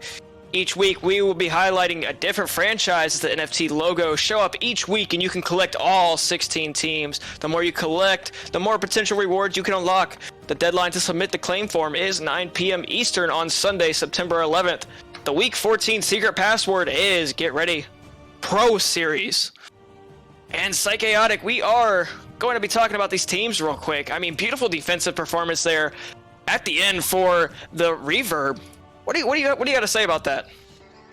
I mean, Reverb putting up one heck of a fight right now, but the defense from the side of Slither has been phenomenal. I mean, I talked about it a little bit while casting, but it is not just a matter of, reading things. It's the speed at which Slither is getting together that is absolutely exceptional. The Salty had plenty of saves and gets it out of the bubble. However, once Salty has that save and sends it out, the race is on. You have got to get a stack together, and you have got to get back to it. Otherwise, it's going to end up cleared, and Slither has been all over that this evening. The speed at which they are converting, the 50-50s into points is exceptional. Indeed, and you're right. You pointed out that earlier. That speed from the Slither is just insanely fast. If you're going to get those quick slapaways, you got to be ready to get a stack, as you mentioned. And, looking at the stat board, Salty again with those 5 saves, but points all across the board for the Reverb, and same on the other side. iFoxy definitely putting on a show tonight here with 18 points, 2 assists, and 1 steal. Any players besides iFoxy, Psychaotic, that are pointing out to you tonight? We've got Salty with 5 saves. We've got iFoxy with 18 points. And I want to shout out all of the assists from the side of Slither. Listen, it is really easy to see that 18 from iFoxy and talk about that. But without the teammates setting him up, he's not going to get those opportunities. So everybody on the side of Slither, I want to shout out real quick because they've had some awesome assists. Over on the side of the Reverb, I mean, we got to talk about Rick Red running the midfield there, creating a lot of turnovers. Same thing with Frozen Scorpio, and Tasuna just finding himself in the right place at the right time, just outside the bubble to put some points on the board. And they're playing well. The numbers are smaller, but they are playing well. They've just got to find a way to keep up with this Slither speed. Indeed, they do, and like you said, those teammates in the passing there for the Slither have just been breaking down that Reverb defense. Reverb, whenever they do get a chance to pass it on the side of the Slither, have been breaking down that defense from the Slither, but the Slither have just been paying. It's just been paying off more for them, getting more defensive stops, getting more. The stack races have just been, faster, stronger, and just on top of it, more better. We're gonna go with that. That works. Totally. And these teams are gonna be, as this comes to our end of our halftime break. We still have a little bit of time. I'm excited for this second half. I lied. We do not have time. We're gonna be rolling right into this, but I'm excited for the second half. Anything you're looking forward to here, Psychaotic? Man, I'm looking forward to more saves from Salty Raccoon. He has been killing it this evening and building the hype up, and I'm so blown away because he was not always a goalie. He's just recently turned into a goalie, and the speed at which he's been able to do that is phenomenal. So I'm looking forward to seeing him some more, and I'm looking forward to Scottsdale keeping up with what they're doing right now because they are firing on all cylinders at 30 points by halftime. That is something that we have, that is a feat right there. Indeed it is, and I gotta give a shout out to Salty. Was my LAN teammate back in March. Amazing guy, met him in person, just a humble guy. So big shout out to him, and I'm definitely excited to see more defense coming from the side of the Reverb. Hopefully able to turn it more into offensive possession this time, though, getting those stacks together faster, finding that disc, and getting those clear out. As these teams come out and get into their positions for the joust, hopefully we could see the Reverb here come back, but the Slither definitely going to be putting on a show here, trying to keep that non-existent. Absolutely, and this first touch going to iFoxy, who feeds that one forward, but I think a little bit of a miscommunication on where the pass recipient was going to be. So that means that it'll be a clear here for Reverb, bouncing off the back wall. No, the stack just overshooting this one just a little bit as it bounces back toward the nose. It's Chewy Stack there first, keeping it away from the stack, and then sending this one through the mid. We're going to see a stack race as that bounces off the wall into the bubble. It looks like, a race going on, but Tasuna there with the pickup. Suna sending this one over to Frozen Scorpio under some pressure, finds that pass to Rip Red in the popcorn area, who fires this one into the bubble, off the back wall, and into the hands of iFoxy. iFoxy taking this one now to the ceiling, under some pressure, hits the quick reset to Gunny, and Gunny will send this one up to Chewy Stack, but Frozen Scorpio all over him, trying to force this turnover, but it's iFoxy there first instead. iFoxy just sending this one forward. Looks like we're going to see a dribble here from the Slither. Unknown now just outside the bubble. Oh my goodness. Recognizing the goalie is just a little out of position and sneaking it in for the 3. Yeah, out of position there was the Reverb. Just got back, but not quick enough and not in position, unfortunately, for the Reverb. But Slither there got to be feeling good after that, coming out here with a strong 3-point start here to the third quarter. Yep, strong start, and maybe we'll see some more as they force another turnover. Gunny Saw sending this one all the way in off the back wall and into the hands of Salty Raccoon. Salty looking for this clear lane and finds the lane, but not able to get it through the tunnel. It's going to be bouncing back in toward the Sky Trench as Rip Red gets the ender, but not quite the possession. Chewy Stack with it now, but Frozen Scorpio does not bite on that ender. It's going to be Frozen sending this one, looking to send this one through, but not quite going to go through. Instead, bouncing into the hands of iFoxy, but he's going to lose it. The quick reset back to Salty is not good. Oh no, that is, you know what, it happens, but that's going to go in for the 2. And just out of position there was Salty in the back line. Maybe thought that they had it and he was going to go for the clear there. Unfortunately, did not, and opted for the reset, and Salty was just not ready for it. So that's going to be another 2 points after the careless mistake there from the Reverb. Yep. It happens. But now Salty's going to be looking to send this one through the mid, bouncing instead into the hands of iFoxy. iFoxy finding this pass on the backboard, or at least trying to. A little bit out of position there, but that is fine. They do get back to it as it's Gunny Saw now sending it up to Chewy Snack. Chewy, under a little bit of pressure here, finds a beautiful bounce pass up to Unknown. Unknown looking to give it back, but oh no, that's going to go off the backboard, out of the bubble, and into the hands of Gunny. Gunny now finding Chewy on the backboard, and what a pass there to Gunny Saw, faking us all out, and Gunny Saw will put that one in for the 2. Yeah, beautiful multiple passes there coming from the side of the Slither. We're not, a couple shot attempts, but we're able to turn them into passes nonetheless, and get the 2 points there was Gunny Saw. Now extending the Slither's lead up to 24 points. Yep, 24 points. Not looking good here for the side of the Reverb, but it is not over yet, as Gunny Saw forces another turnover here all over that with the defense and sends it forward. Connects here with Chewy Stack. Chewy taking some time here on the floor, looking for something, finds the pass up to Unknown, and Unknown will sink that one in for the 2. Yeah, Unknown fighting 2 more points there to his name, and now extending the lead is the Slither. Slither there, we're able to get a defensive stop there off of Mulberry's offensive joust, and just paying off here. Mulberry just need to find something to get going here. Have not been able to find the mark just yet here in this third quarter. That's a clear out all the way, and this may be a chance as the backboard shot just goes a little wide. Yep, just a little wide, and that's going to be picked up by Unknown, but he's not quite able to find the clear just yet. It's going to require a little bit of help. The Stack, under pressure, gets stunned out, but Chewy Stack does get this one sent down into the zone of a Reverb, where they've got 4 on none. Unknown even backing this one out for the 3 over to Chewy Stack, and it goes in. And the Slither here putting on a commanding lead in this third quarter, now almost up by 30 points, sitting at a 29-point lead with 3 minutes and 21 seconds to go here, as Mulberry's going to roll out, try to get something to answer back. It's going to be tough for them to climb out of this one, but they may just be able to do it as Salty Raccoon ducks that defender. Yep, he gets the duck and the pass over to Rip Red, who sends this one low cross to Frozen. Frozen looking to give it back. It does connect, and he'll send this one into the bubble to Tasuna. Tasuna just outside on the wall, sends it to Frozen, and oh my goodness, what a cut, what a shot. That will go in for the 2. Yeah, and there's that passing that I mentioned earlier from the Reverb side. They, when they do get that passing going, they are more than likely going to get that disc in the goal and get some points to their name, but just have not had many chances on the offensive side tonight due to the Slither's defense. Yeah, I mean, you're totally on it. You know, once they've gotten it through the mid, they've had some good luck with converting on those opportunities. But I mean, just like that, the mid has been dominated here by the Slither as they convert on yet another opportunity for the 2. Yeah, and maybe some miscommunication there. I saw a goalie floating back, and Chewy Stack was also, or not Chewy Stack, sorry.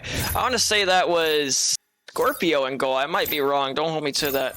And pushed out as that goalie was just not in a position yet. Unfortunately, allowing 2 more points there for the Slither. Yep, 2 more points, and now they're looking to add to it as they force another turnover, but no, this one will get slapped out of the bubble, right into the hands of Unknown. Unknown on the wall, slowing this one down, taking it to the Ghost under some pressure, and loses it here to Rip Red. Rip Red looking for the clear, will not quite go out. Instead, it's going to be picked up here by Gunny Saw. Gunny now firing this one, a beautiful, oh my goodness, that pass, but what a save there by Salty Raccoon, my goodness, keeping that one out of the goal for now. Unknown gets there first and sends it back to Gunny Saw, now over cross to iFoxy. iFoxy doing some moves, trying to get on through, but no good as that bounces off the floor and into the hands of Chewy Stack. Stolen away by Salty. Salty this time, the clear will not go through either. Oh no, bouncing up high into the popcorn area where it will be hauled in by Gunny. Gunny over cross now to Unknown. Unknown looking for one more cut, but no good. Instead, bounces back into the hands of Gunny Saw, who cannot get through Rip Red. Rip Red's not falling for that. Rip Red now sends this one through the mid, but oh my goodness, the stack already together here from both teams. Looks like both overshot it, but it is going to be Frozen there first on the wall. Frozen stalling for some time here, looking to send this one over cross to Rip Red. The pass is just a little bit off, but it's okay because Tasuna is there.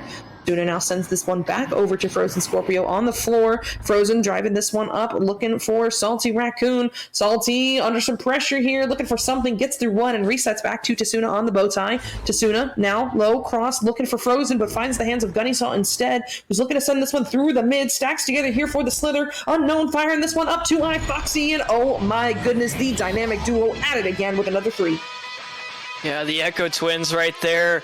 Definitely using that brother chemistry that they have and not afraid to take that 3, even with the stack of Mulberry Reverb coming in quickly. That's another 3 points here for the Slither.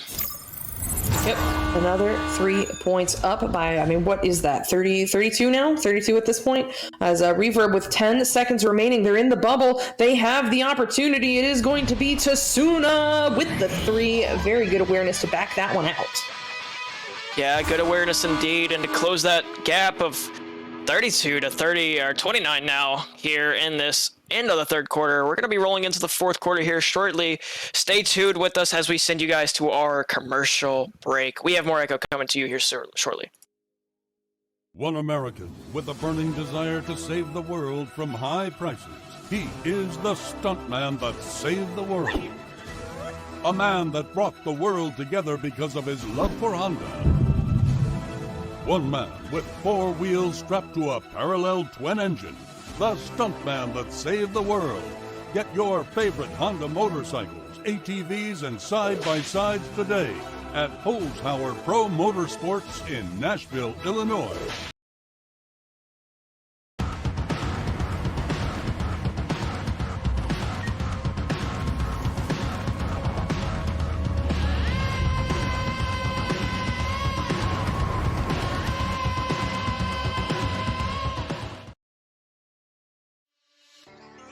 Ladies and gentlemen, we are back, and we have more Echo to bring you here. We got the Scottsdale Slither versus the Mulberry Reverb. Scottsdale Slither up by 29 points here at the end of the third quarter, start of fourth quarter. And so far, it's been a one-sided game so far. It's just in the favor of the Slither here, taking a commanding lead. The stacks all over the field, really just putting on a show-stopping performance here is the Slither. Yep, Slither just been running the arena this evening, and Reverb has like no time to turn this around. They're going to run out of mathematical time rather quickly. As here comes Reverb looking to, have something to say about it. It's up into the hands of Rip Red. Rip Red finds this backboard pass, and I don't know if it was off the head or through the hands, but either way, that will go in for the 2. That was one of the hardest Chicago's I've seen in a while. And yeah, I don't know if that was a head. I don't really know what that was. That might have been a Chicago, might have been a headbutt. I couldn't really tell. No matter the less, points are points. The lead of Scottsdale is now 27 points. 27 points and looking to extend it as that beautiful headbutt. Oh my goodness, return fire with the off the head or through the hands. Not sure which, but that's another 2 points now for Scottsdale. Yeah, Scottsdale there doing that little, I think it was a headbutt, and then got another headbutt on the floor side. It was a little bit funny to see, but nonetheless worked out here in the favor of the Scottsdale Slither. Yep, it works out. Here comes Reverb once again. Salty just firing this one high under some pressure, and it bounces into the hands of Unknown. Unknown now under a little bit of pressure, sends this one through where it will be picked off here by Salty Raccoon. Salty pre-stacked with a teammate, looks to walk this one through the tunnel under some pressure, finds a beautiful low cross over to Rip Red, who relays it forward now to Frozen Scorpio. Frozen looking for one more cut, and very, very close on that shot from Rip Red, but not quite going to go in. Instead, they will have another crack at it. It's Tasuna now on the shield, looking for a hand, losing his bearings, but does get back to it to secure the 2-pointer. Yeah, and Tasuna there, like you said, losing a hand. That's the second time we've seen something like that happen in this game, happening to iFoxy in that first quarter earlier. But Tasuna was able to get that grab on shield, takes it in, and get those 2 points in the bottom pocket. Closing that gap, but it just might be out of mathematical time here nonetheless, no matter what here, as the Scottsdale Slither roll out, but that's going to be a long shot coming in from the Reverb. Reverb just not able to find it just yet. That's going to be picked up by Scorpio on the other side. Scorpio sending it over to Salty Raccoon. Salty trying to send the passes, does find it, and that's 2 more points there from Tasuna.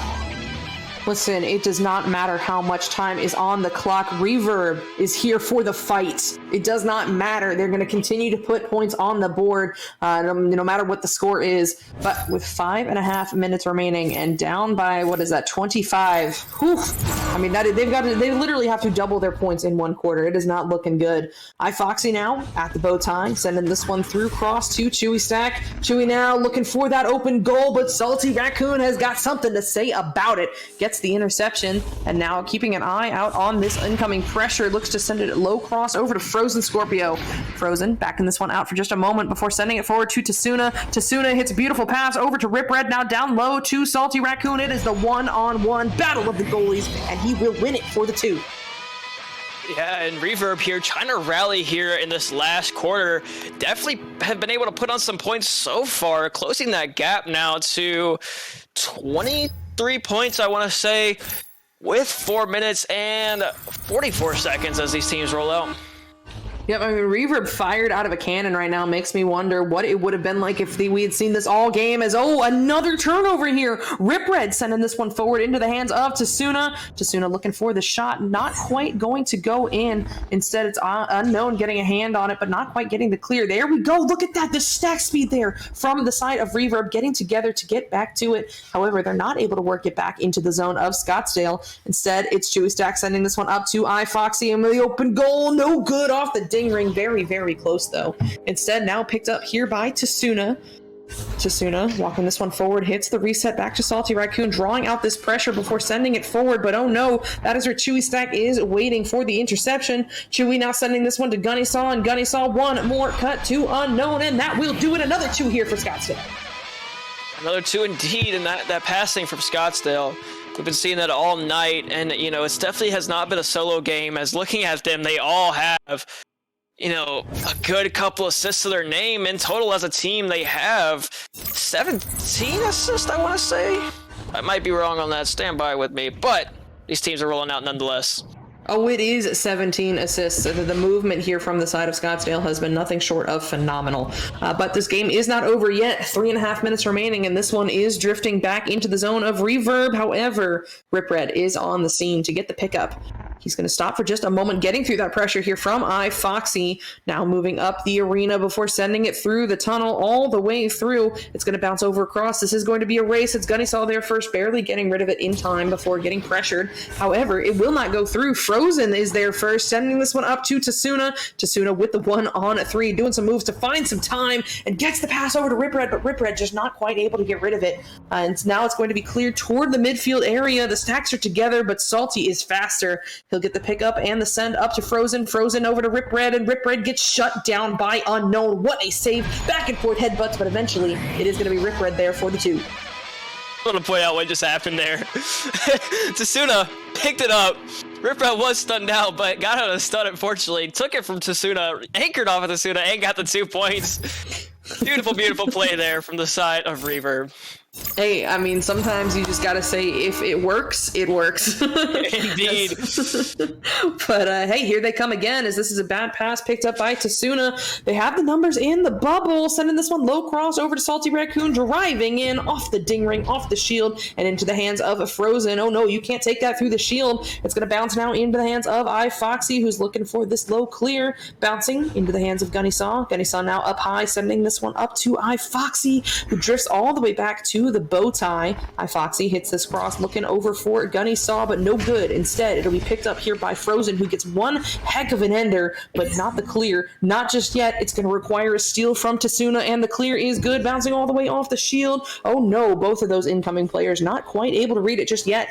Unknown on the scene in the trap, picking this one up under a little bit of pressure, sends this one forward and finds Gunnysaw. Gunnysaw now maybe drifting in for this one-on-one. I mean, nobody getting home, and he's going to take it himself. Gets a beautiful duck there for the 2.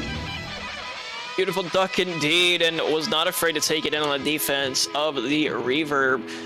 Sitting there bleed back up here, and the Reverb just been slowing down here, just definitely been iced, and you know, nonetheless, beautiful performance there in the last quarter and all throughout the game from the Reverb. As these teams are going to roll out with a headbutt, maybe a last-minute Hail Mary play here as Frozen Scorpio gets the stun out, but falls into the hands of Chewy Stack. Chewy Stack clears it all the way down. That is going to be picked up by... Well, it's going to end up in the fans of iFoxy. iFoxy doing some spinning around and gets the 2 points. Yeah, what a move there from iFoxy to secure the 2-pointer here for Slither. And that is going to be another 2 points as they go up 55-28. That is a 27-point difference. And with 30 seconds remaining, that will be GG. It is just a matter of, you know, if anybody gets some more points on the board. We'll see, as now it's Reverb coming out for the Joust advantage. Salty Raccoon at the nest sends this one forward to Rip Red. Rip Red now drifting forward, looking for this pass over across to Frozen Scorpio, but oh no, just a little bit off and picked off by iFoxy instead. iFoxy doing some moves at the Ghost, looking for some open lanes, finds the high clear as it bounces off the Sky Trench down low to the floor. A stack race, and that will be won by Rip Red, who hits the quick reset to Salty, and Salty just wasting some time here in the bubble to finish us out here in the final quarter. Scottsdale Slither taking this one 55-28 over Mulberry Reverb. Yeah, beautiful performance there from the Slither and Reverb. Unfortunately, the Slither just had everything going for them tonight. iFoxy with a commanding 23 points, Gunny with 12, Unknown with 10, and, you know, assist all over the board, Psychaotic. We saw that all night from the Slither here, and it definitely paid off. The stacks as well. Yep, the stacks as well. And I mean, taking a look at some of these stats, if my computer would, you know, help me out just a little, bud. Are we good? Yes, we are.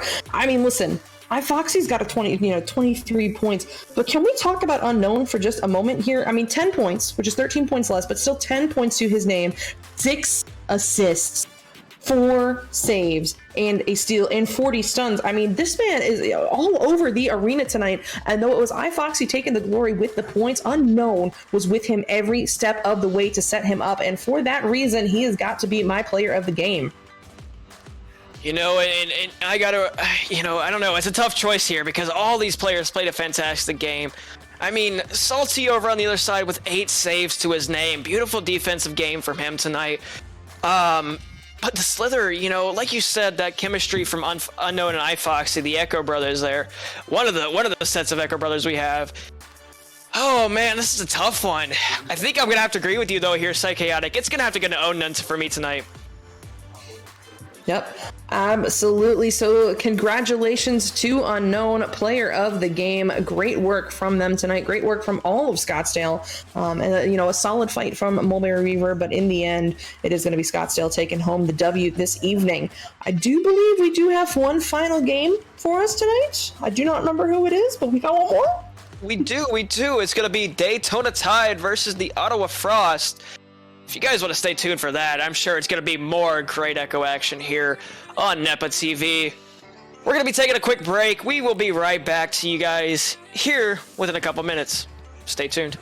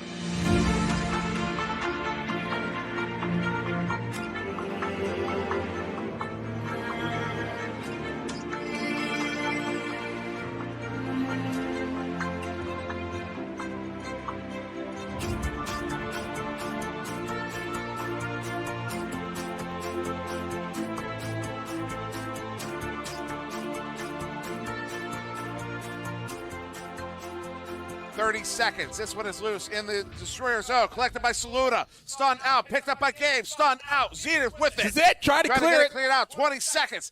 Game gets it back here. Game turning it around. Sends this one in off of the floor. Gets it to Rosie Hope. Rosie has Zenith pressuring. 13 seconds. Sending this one in. Stunned out. No. What a shield there from Acorn. Oh, no. That's the finish. That's the victory. What's the clock? What's the clock? That's it. That's it. In the last second, the Orlando Cyclones come back 33 to 32. Are you kidding me? What? I've got nothing. You know, forget finals. What was that? What was that? No, not anymore. No. Look at no. Put me on camera. Put me on that. camera. That was unbelievable. I cannot believe what just happened. I cannot believe what just happened. On that read.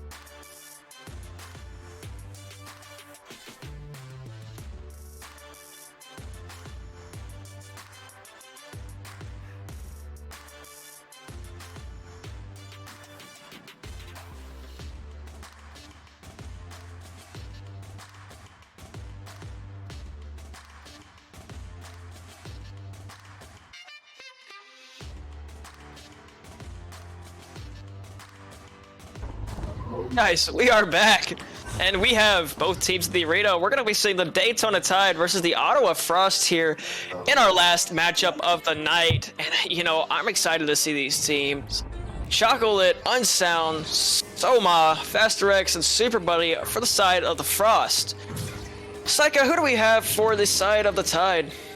Well, on the side of the Tide, we do have Arch, Voodoo 25, Paranym, Ryan JS, and Jack G. I do believe that is the full roster here for Daytona Tide. Yeah, and you know, Tide, this is the, you know, I know all the players on the Tide, but this is the first time we'll see them playing together as a team. I didn't mention the Nails last week. I have not been keeping up with Nepa as much as I should, so you know, shame on me.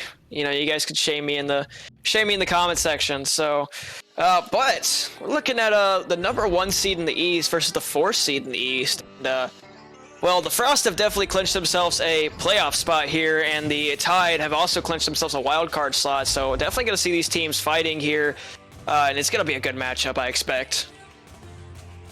Yep, it is definitely going to be a good matchup. And, you know, speaking on that point you just made about, you know, where Ottawa is going to end up in the seeding. Listen, right now, Ottawa, if they win this game, they secure the 1st seed. If they lose it and the Constellations win their game, they will lose that 1st seed to the Constellations. They will go down to number 2. But as you said, you know, completely locked into playoffs at this point. And over on the side of Daytona, nothing on the line for them right now. They are stuck in that number 4 seed as well. Actually, their first wild card game will be against my team, the Scranton Royals, next week. So that is super exciting. Well, good luck to you, and hopefully I can catch it to see you guys play them. And you know, I'm just ready, you know, to see these teams play up. Sounding from the sounds of it, this is definitely going to be a good matchup, especially with the, you know, all 5 players in here. So if, you know, something's not working, we can get a switch out here and maybe change up the flow and pace for both teams. That is going to be ready up on the side of the Frost. Psycho, any last key notes I should be noting here for these teams as we get ready to roll in here? I mean, listen, neither of these teams are teams to be slept on. Even over on the side of Daytona Tide at number 4, listen, they recently picked up Paranym, and they have been a powerhouse ever since. This is not the same Daytona Tide that we saw at the beginning of the season. And over on the side of, Ottawa Frost, recently losing Giggity Gao in a trade over for Unsound. And so, you know, both beautiful, you know, both really good backliners, beautiful game sense when they're running that back line, but maybe it will switch up their game a little bit in terms of how they play. So I'm looking forward to seeing what both of these teams have tonight. 100%. And like I said, you know, both teams have players I know. Chocolate definitely being a good friend of mine since season 2. So big shout out to him. And that's going to be a ready up from the side of the Tide. So that is going to get us started here as these teams hop into their positions. By Chaotic, take it away.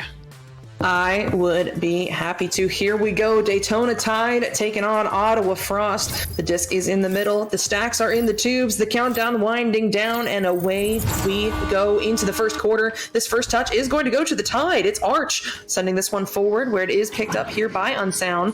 Unsound doing some moves, looking for some open lanes, trying to get rid of it, and eventually does, sending this one through the tunnel up to Chocolate. And Chocolate, we know what he does with those. He will sink in the 3. Chocolate not hesitating there to find those 3 points for the Frost.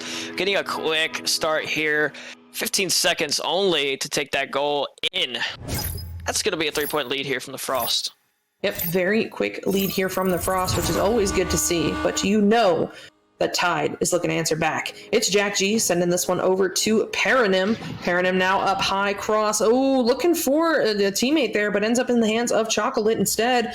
Lit now looking to send this one through the mid, bouncing around into the hands of Jack G. Jack G now sending this one back over to Voodoo. Voodoo up high cross, looking for Ryan over there, but it's intercepted instead by Super Buddy, who sends this one all the way down into the zone of the Tide, bouncing out of the bubble before Unsound gets there. It's Unsound now doing some moves on the post, looking to take this one in himself, and pays for it as Ryan gets a beautiful steal. A good send up to Paranym, who's looking for the shot, but it's going to bounce off the shield into the hands of Faster, and no Faster going to lose it there, but the shot will not go in. Now picked up by Paranym just outside the bubble, under some pressure here from Super Buddy. She'll send this one over across into the hands of Ryan, now on the backboard, securing the 2.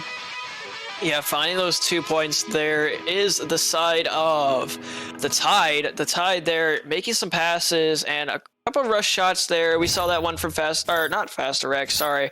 We saw that one from, I want to say it was Ryan getting that pick off and then sending it just high and did not find it.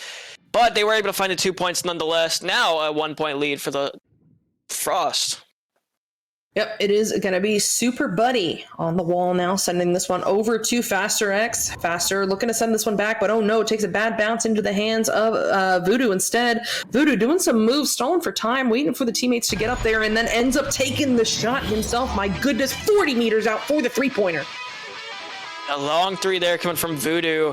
Beautiful, beautiful shot there, and able to find themselves now with a 2 point lead is the Tide.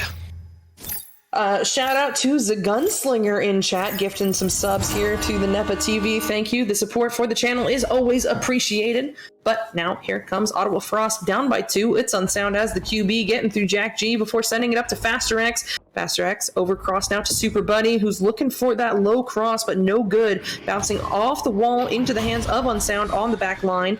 Unsound feeds this one forward to Chocolate. Chocolate up to Super Buddy, and Super Buddy looking for the goal, but no good as that bounces out of the bubble, up into the hands of Jack G, but only for a moment. He's forced to just slap it on through the tunnel. The clear is good, though, bouncing into the bubble of the Frost. Chocolate there first, losing a hand on it, but getting back to it. However, Paranim has the reads on the back line. A good interception over to Ryan. Now back to Voodoo, but shut down by the goalie. What a save. Goalie will get this one cleared all the way through where it's picked up by Faster. Faster losing a hand on it instead, now into the hands of Super Buddy. Now back to Super Buddy, and Super Buddy to Unsound and to the goal for the 2. We are tied up at 5 apiece.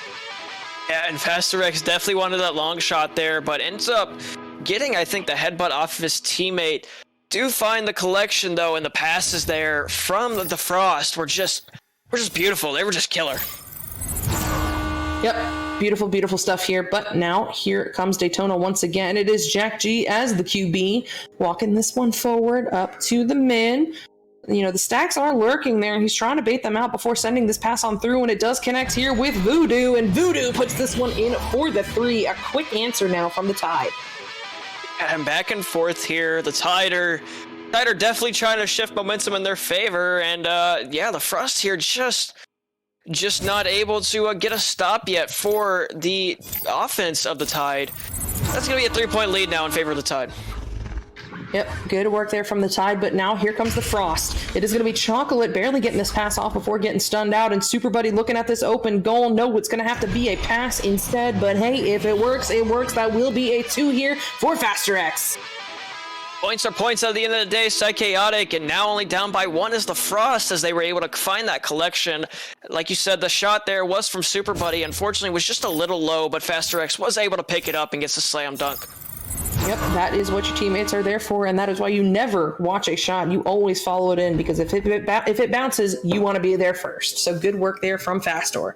But now here comes Daytona Tide once again. It's Jack G as the QB, sending this one over now to Voodoo. Voodoo under some pressure gets the pass back to Jack G, and Faster X just looking to harass these passes a little bit, but it does seem to be through now up to Voodoo.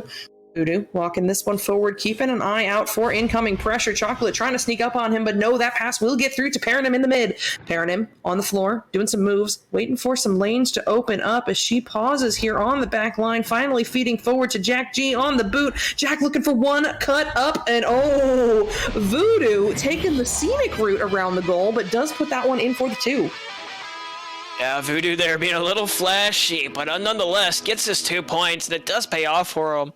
You know, you don't see that often. You know, sometimes most people just like to go for those points. I mean, I definitely do. But when you have the chance to be flashy, I guess take it. Why not? Unsound now handling that disc and is going to be here rolling out for the Frost. Here comes the Frost. This pass just a little bit too high, and now it's a race. Ryan there on the back line just flinging this one forward, and it does get through the tunnel, but nobody there just yet. It is Unsound there on the back line. I mean, I shouted him out earlier. He is a great back liner in the right place at the right time with a good clear, sending this one up to Super Buddy, and that shot is just going to be a little bit too low. Jack G all over it now, looking to get this one cleared through low mid, taking some bounces around in the midfield into the tunnel, where it will be recovered instead by Faster X. Faster now looking to get rid of this one, firing it high cross, looking for Super Buddy once again, who is in the area, does get this one picked up, hits the incoming cut to Faster X, and what a pass, what a shot. Another 2 points here for the Frost. And the Frost here, this is something, those types of passing plays are something you expect from the #1 seed right now in the East Division, and they're definitely showing here. Now closing that gap within 1 point with 1 minute and 8 seconds to go. 1 minute remaining left here in this first quarter. It's Jack G picking it up, taking it to the ceiling, and pausing here.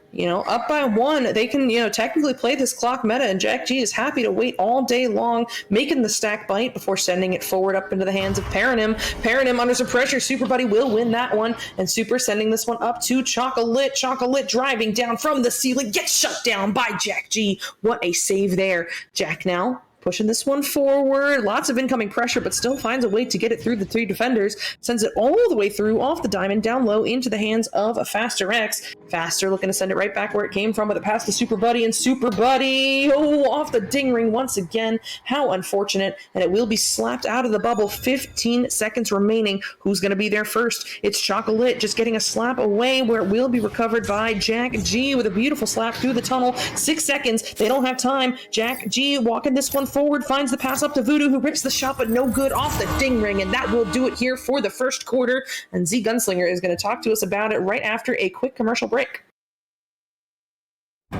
If you really want to find out what you're made of, you can forget the personality tests and social media quizzes, because the only way you're ever going to know is by heading into the big, wild, raging, so damn beautiful it hurts world and finding out for yourself. Were you born to follow a path, or were you born free? These are the things we thought about when we made the new Grand Cherokee. Made for what you're made of.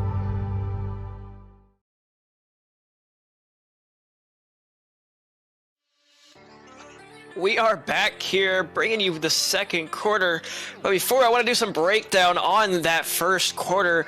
Beautiful there. I mean, only a back and forth game there, really. A 1 point lead for the Tide here, and something I've been seeing is just the patience from the Tide. They have not been rushing those clears, and it's definitely been paying off. When they do get down the field and get it picked up, they're able to get those passes and inside the bubble of the Frost as well. The Frost, though, definitely answering back, getting the passes inside of the Tide's bubble, and it's paying off. 9 points, 9 to 10, and it's a very close game, and I'm expecting a great second quarter. Stay chaotic. Yep, I am expecting a fantastic second quarter as well. And here we go, getting into it. Right now, Daytona Tide up 10-9, but that could change very, very quickly. All right, here we go. First touch going to the Tide, but they're quickly going to lose it to the head of the defender there on the side of the Frost.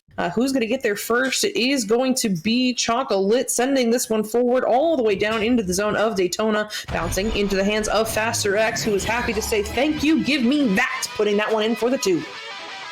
Faster X finding those 2 points there for the Frost. Again, a quick goal time off that initial. It's a 14-second goal, and we saw 15 seconds in the first round for the Frost as well. So these teams definitely playing quick here. Yep. Playing fast, and we're going to see a lot of lead changes, I feel like. But here comes Daytona. Ryan sending this one forward now into the hands of Paranim under some pressure. She will get away, now moving toward the trench before looking to send this one high, but oh no, who put Nugget there? That's not fair. Bounces instead into the hands of Ryan, who sends this one across the bubble, and it will be Paranim picking it up just outside the bubble on top of Pack before sending it over cross into the hands of Voodoo. Voodoo now playing careful, down on the Pac-Man, sends this one low cross, but oh my goodness, what a read there from the defender, who sends that one all the way through, bouncing off the backboard, out of the bubble, and into the hands of, not unsound, Jack G, all over it with the stun. Great work there. He'll send this one over now to Voodoo, who relays it forward, looking for Paranim. The pass is just a little bit off, though, and that gives Unsound the opportunity to get there first. Unsound now looking to send this one through. It's going to bounce off the back wall, top of the bubble. It's going to be a race. It looks like, yes, Voodoo is there first. He's trapped, though, on the shoulder. Sends this one forward up into the hands of Jack G. Jack G now over, cross to Ryan. Ryan looking to relay this one forward and finds Paranim in the right place. Paranim on the table, just looking to create some time here while she waits for her teammates to get up there with her. no pressure just yet. She'll keep on pushing, doing some moves just outside the bubble before sending a beautiful bounce pass over. Now up high, cross to Voodoo, and Voodoo getting it done with another 2 points and another lead change. Yeah, back and forth on those lead changes here in this game have just been off the charts here. The passing again from the Tide, we've been seeing it all game, and definitely just still utilizing it. If it's not broke, don't fix it. Am I right? As the Tide now have a 1-point lead here as these teams roll out. Yep, here comes the Frost. This one into the hands of Super Buddy. Super Buddy sends it back to Unsound, and then Unsound sends it forward once again, but oh no, that pass is a little bit off. However, Faster X is there for the pickup. It's going to be picked up now by Jack G. Jack G in the trap sends this one forward, taking a beautiful bounce down into the zone of Ottawa, but the stack is already together, and it's Faster X there first. However, a little bit of mishandling going on gives Voodoo the opportunity to steal it away, but he gets stunned out now by Chocolate. Chocolate moving off the Ghost, looking for something under some pressure here, does not pay for the hesitation, manages to get this pass off, but instead it's going to be recovered by Jack G, who under a bunch of pressure sends this one right back to Paranim. Paranim driving in on the bubble, pausing for just a moment, getting caught stranded and not quite able to make that first pass work, but Ryan is in the area to pick it up and put in the 2.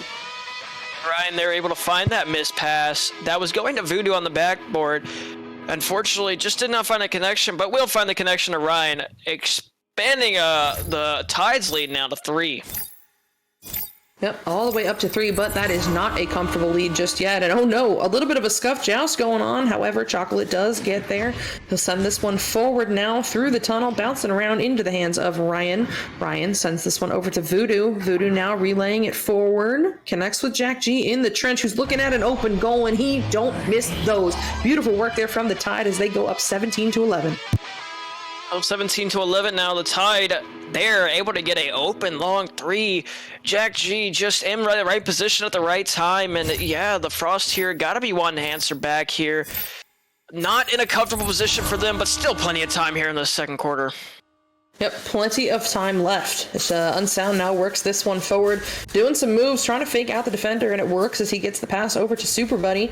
Super Buddy now drifting through the tunnel. Oh no, loses a hand on it, and it looks like it is going to be not Jack G. He loses a hand, and instead it's Chocolate on the scene. Chocolate over to Unsound. Unsound working this one forward, maybe looking for the open lane, and goalie came out to pressure him, but turns out he hits that one for the 3. Yeah, and a little bit of a interesting decision there from the goalie to pressure, but nonetheless, I could see the reasoning for it. That's going to be another 3 points, though, there to bring the Frost back within 3 points. Yep, back within 3 and definitely not over yet. This one's going to be Jack G sending this one forward, takes a bounce into the hands of Paranim, who immediately crosses back over to Voodoo. Voodoo sending it right back to her, though, under some pressure here from Chocolate. She'll send this one forward, but Unsound with the reads. Beautiful stuff there. Gets the interception and the clear, and it's going to bounce perfectly into the hands of... What a steal there from Jack G, all over it, getting back to it and getting back to it off the bounces. Not out just yet. It needs another slap, and that might do it. No. Paranim on the scene in the midfield relays this one forward. Oh my goodness, so close to being on there with a makeshift Kung shot, but not quite going to go in.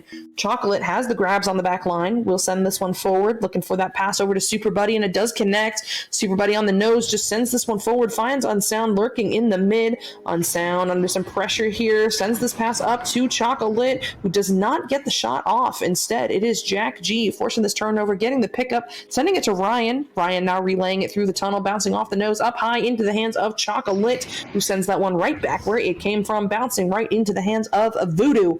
Voodoo now on the floor, walking this one forward, keeping an eye out for the incoming pressure before sending it forward, looking for Jack G, but that's going to bounce into the hands of Unsound instead. Unsound now working it forward, now up to Chocolate.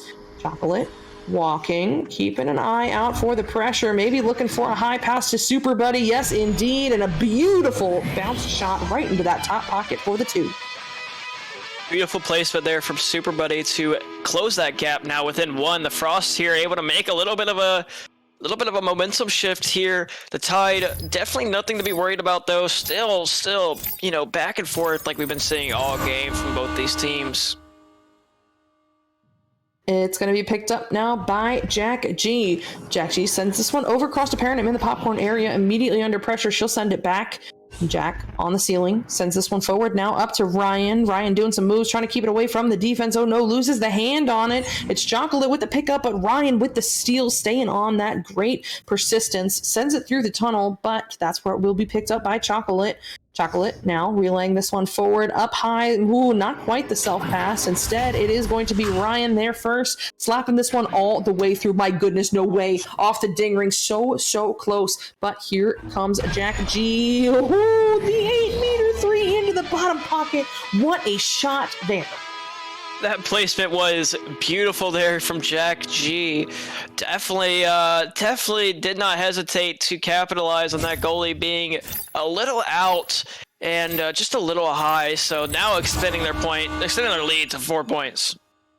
Yep, up by 4 and 30 seconds remaining here in the first half. This one's going to be picked off by Ryan, sent over to Jack G. Jack G stalling for a little bit of time here. Defense is back, but now he has more options in the bubble. But oh no, that one will not connect. It's Faster X getting the pickup, sending it to Super, relaying it forward up into the hands of Unsound. Open goal, and he don't miss those. Beautiful work here from the side of the Frost to secure the 3 and cut the lead down to just 1 as they finish out this quarter. It just won as we're going to be rolling into our halftime here, and I'm definitely excited to talk about these teams and break them down. But first, we have to roll to a commercial break. Ladies and gentlemen, stay with us. We will be right back with the action. Harley-Davidson builds bikes that are meant to ride. There are vehicles your parents would recommend you drive. Then there are the motorcycles your crazy uncle who gave you fireworks for your birthday tells you to ride. You wouldn't want to let your uncle down, would you? If your need is speed, chrome, and custom paint, check out all of the new and pre-owned bikes at Greenmount Road Harley-Davidson in O'Fallon, Illinois. Don't let your uncle down. Get to Greenmount.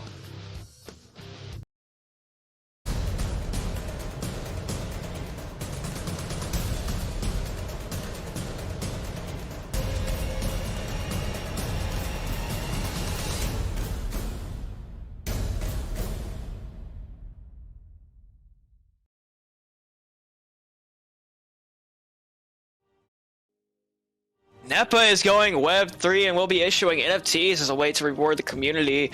Anyone who claims one of these NFTs will be eligible for future raffles and giveaways that we will be conducting throughout the year. They are free to claim, exclamation on free, and all you have to do is fill out a claim form that can be found at www.nepavrpro.com/NFT. Ladies and gentlemen, we got some fun stuff planned for that stuff. I am stuttering over words. Jesus. It's all good. But yeah, I mean, I'm sure there's plenty of fun stuff planned for that. So do not miss out. Definitely do not miss out on the remainder of this game. I mean, Z, this has been so close, 20-19. What more can we ask for? I don't think there's anything more we really could ask for. These teams have just been back and forth, multiple lead changes tonight. The stacks for both teams, the offense, the defense, it's just been impeccable. Nothing really from both teams standing out. The defense, like I said, equal, and the offense as well. What about you, Syke? Anything you're seeing? I mean, it just the only thing I can say is maybe the execution, because both of these teams have the right idea. They're identifying the right options. They're getting together. They're stacking quickly. It is just a matter of who executes better right now. Who is missing less shots, missing less passes, and I really think that's what this game is going to come down to. And it has been so close, so neck and neck. The defense from both of these teams has been outstanding. I really cannot say more for both of these goalies. Unsound has been killing it on the back line with some of those reads, and I don't know if there's a dedicated goalie over there for the side of Daytona, but they've been shutting it down in the bubble.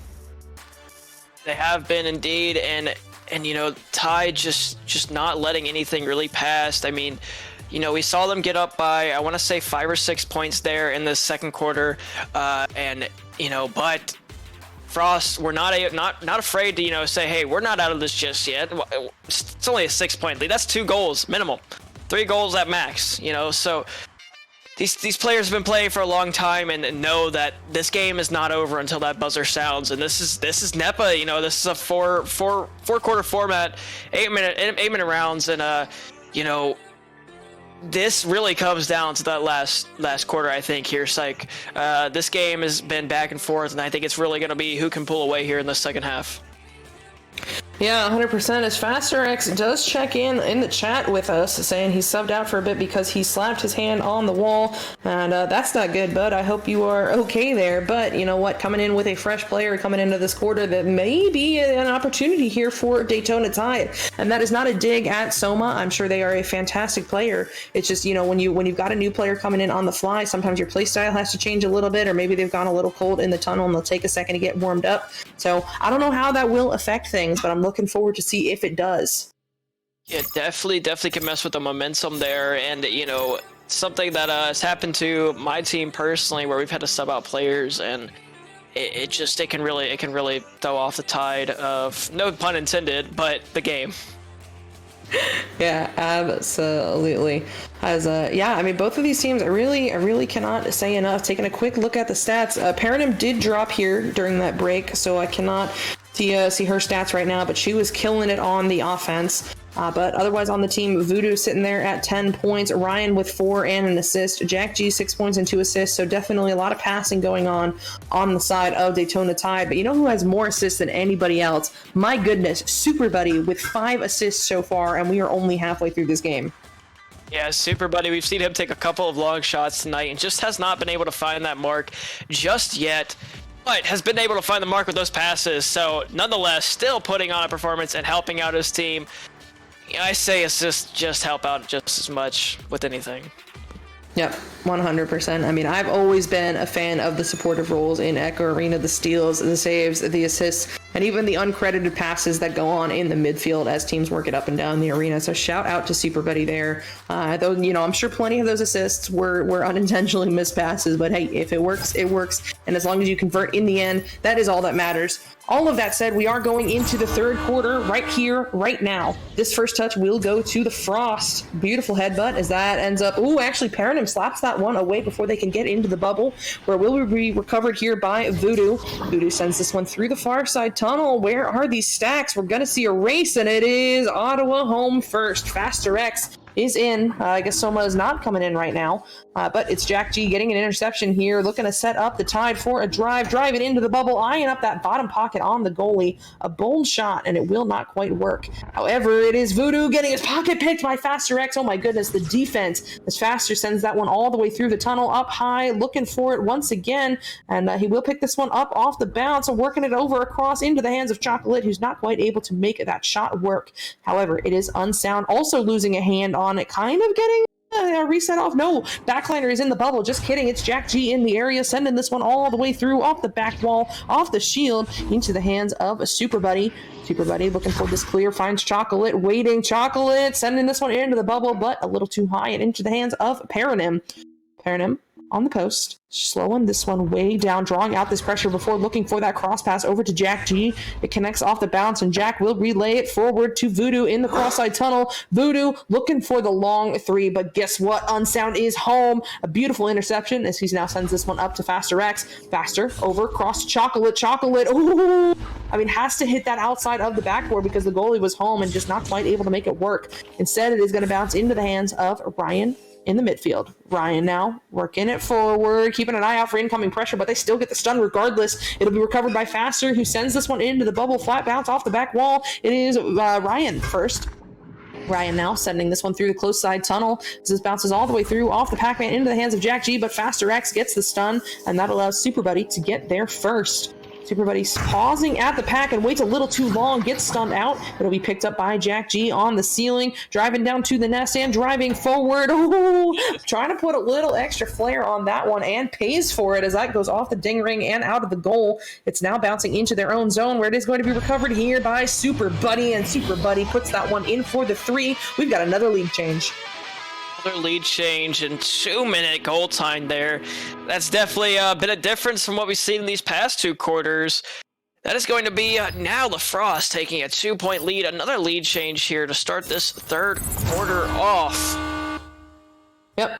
Good stuff there. I mean, that was a very long goal time there, almost 3 minutes. But eventually it does go in for the 3, and we are off with another volley. And oh no, Paradigm has dropped out of the arena. They're looking to get Arch in as quickly as possible. But as this goes into the hands of Unsound, he will get stunned out. It'll be picked up now from, oh, just kidding. It is slapped back by the side of the Frost as we race to it on the floor. It looks like yes, no. It is Super Buddy there first, getting the stun, getting the steal. A beautiful bounce pass back to Faster X, who looks for the shot, but Voodoo tells him no. Voodoo gets this pickup and sends it through the tunnel, bouncing off the wall into the bubble here. Oh my goodness, there's no way. There's no way. Z, what was that? That was an intentional full court shoulder bounce shot. I've never seen that angle before. I mean, I've seen the shoulder bounce. I just never seen that angle off a wall. Yeah, I've seen the shoulder shot before. I have never seen that coupled with whatever that bounce was off the wall. My goodness, but hey, you know what? If it works, and it does go in for the 3. And here they come again as Ryan gets this one picked up in the midfield, sending it to Jack, who's now looking for a cloud shot. Not quite going to work, though, as it goes off the nest and into the hands of Chocolate. Great stun there. Chocolate. Oh, no, I'm just kidding. That is, Chocolate with it now, looking to send this one forward. Bounces off the low tunnel and into the zone here of Daytona. It's a race. Jack G just looking to get rid of it, and does, but not quite cleared out just yet. It's Unsound with it now, sending it low cross, and it'll be intercepted by Jack G. Man, Jack G has been killing it all over the arena this evening, but that's not going to be cleared either, as Super Buddy looks to send this one over cross, and it will connect with, no, not a teammate off the bounce. It's Jack G once again. Who's looking for this clear, but that's not going to go through either. It's going to require a second pass. Arch helping this one along will get it through, where it will be recovered by Ryan. Quick reset back to Jack G, who immediately distributes up to Voodoo on the wall, driving in. One more cut to Ryan, and that will do it. Another 2 here for Daytona. Yeah, and that beautiful passing there that we've seen all night from the Tide. And you mentioned Jack G earlier. We've been saying his name a lot here tonight in this arena. And, impressive performance, especially in that back line. So, good play there from Jack G. Yeah, and it looks like, Paranim has rejoined and left a couple of times. I don't know if it's tech issues or what, but Arch has stepped up to the plate. And as I say that, my goodness, Ottawa Frost all over that one for another 3. We are tied here at 25 apiece. This might be the first tied game we have had since, I think, the first quarter. Yeah. So, both teams here basically back to 0-0. I mean, the momentum is obviously there, but both teams practically back at 0-0 as Unsound picks it up and picks it off, sending it out. Yep, sends it out, but not through, as Jack G is there for the interception. Jack G in the tunnel, under some pressure, sends this one forward. Maybe an attempt to dribble, but the stack ends up getting broken apart, and it's Super Buddy there first. Super Buddy looks for the clear, but oh my goodness, what a grab by Ryan. What a pass off to Jack G. Jack G doing some twirls, but gets shut down by Unsound. What a save. And this is going to get sent up to Faster X, who's looking for a clear, but now Arch's turn to shut it down as he gets this pass up now to Voodoo. Voodoo just outside the bubble, straight down up to Jack G. And there we go. Daytona Tide found the 2-pointer. Another 2 points there for the Tide, and Paranim is back in the arena. Maybe, like you were saying, some tech issues from Pero, but nonetheless, the Tide here are making it happen no matter what. 2-point lead now here with 1 minute and 40 seconds to go. Yep, 1 minute, 40 seconds remaining. It's going to be Unsound at the nest, sending this one all the way through up into the hands of Faster. A little bit of mishandling there, but he does get back to it off the bounce. Faster now sends this one up to Chocolate, pausing for just a moment before hitting this beautiful bounce reset to Unsound, who immediately sends it back up, I think looking for Faster X, but instead it'll find the hands of Ryan. Ryan looks to clear this one through the mid, but it bounces beautifully into the hands of Super Buddy in that cross-side tunnel, who then sends it back through, looking for the bounce pass, but Voodoo on the scene with it instead, doing some moves, trying to get away, but cannot, because Faster X is all over him. Now, passing this one over across to Chocolate. Chocolate to the back line. It's Super Buddy at the double diamonds under some pressure. Passes this one over to Unsound. Unsound. Oh, passes it over to Chocolate, but Jack G with the pocket pick. Not quite going to get out the first time. It's going to require another attempt. as Jack G loses a hand on it there after getting stunned out. The reset back to Arch is good. Arch will send this one all the way through the tunnel, all the way off the Geo into the zone here of Frost. If Voodoo's there first, this could be an opportunity as he gets this one. No, not picked up. It's Chocolate there first. He'll hit this reset to Unsound, who then relays it forward up to Super Buddy. Super Buddy looking to send this one through, but oh no, off the trap block instead. It's going to be picked up by Faster X, who sends this one up to Chocolate, and Chocolate will get the 2-pointer. My goodness, we are tied at 27 again. High game here as this round or quarter 3 comes to a close here. The Tide there just not able to find the connections on the other side. The Frost though were able to pick it off and get the stop and the points. We're going to talk about this game here in just a second, but we're going to send you guys to a commercial break. Access the largest motorsports inventory in America. We're authorized dealers for Can-Am, Honda, Kawasaki, Yamaha, Sea-Doo, and more. Get the best deals these brands have to offer. Browse through our inventory to find exactly what you're looking for.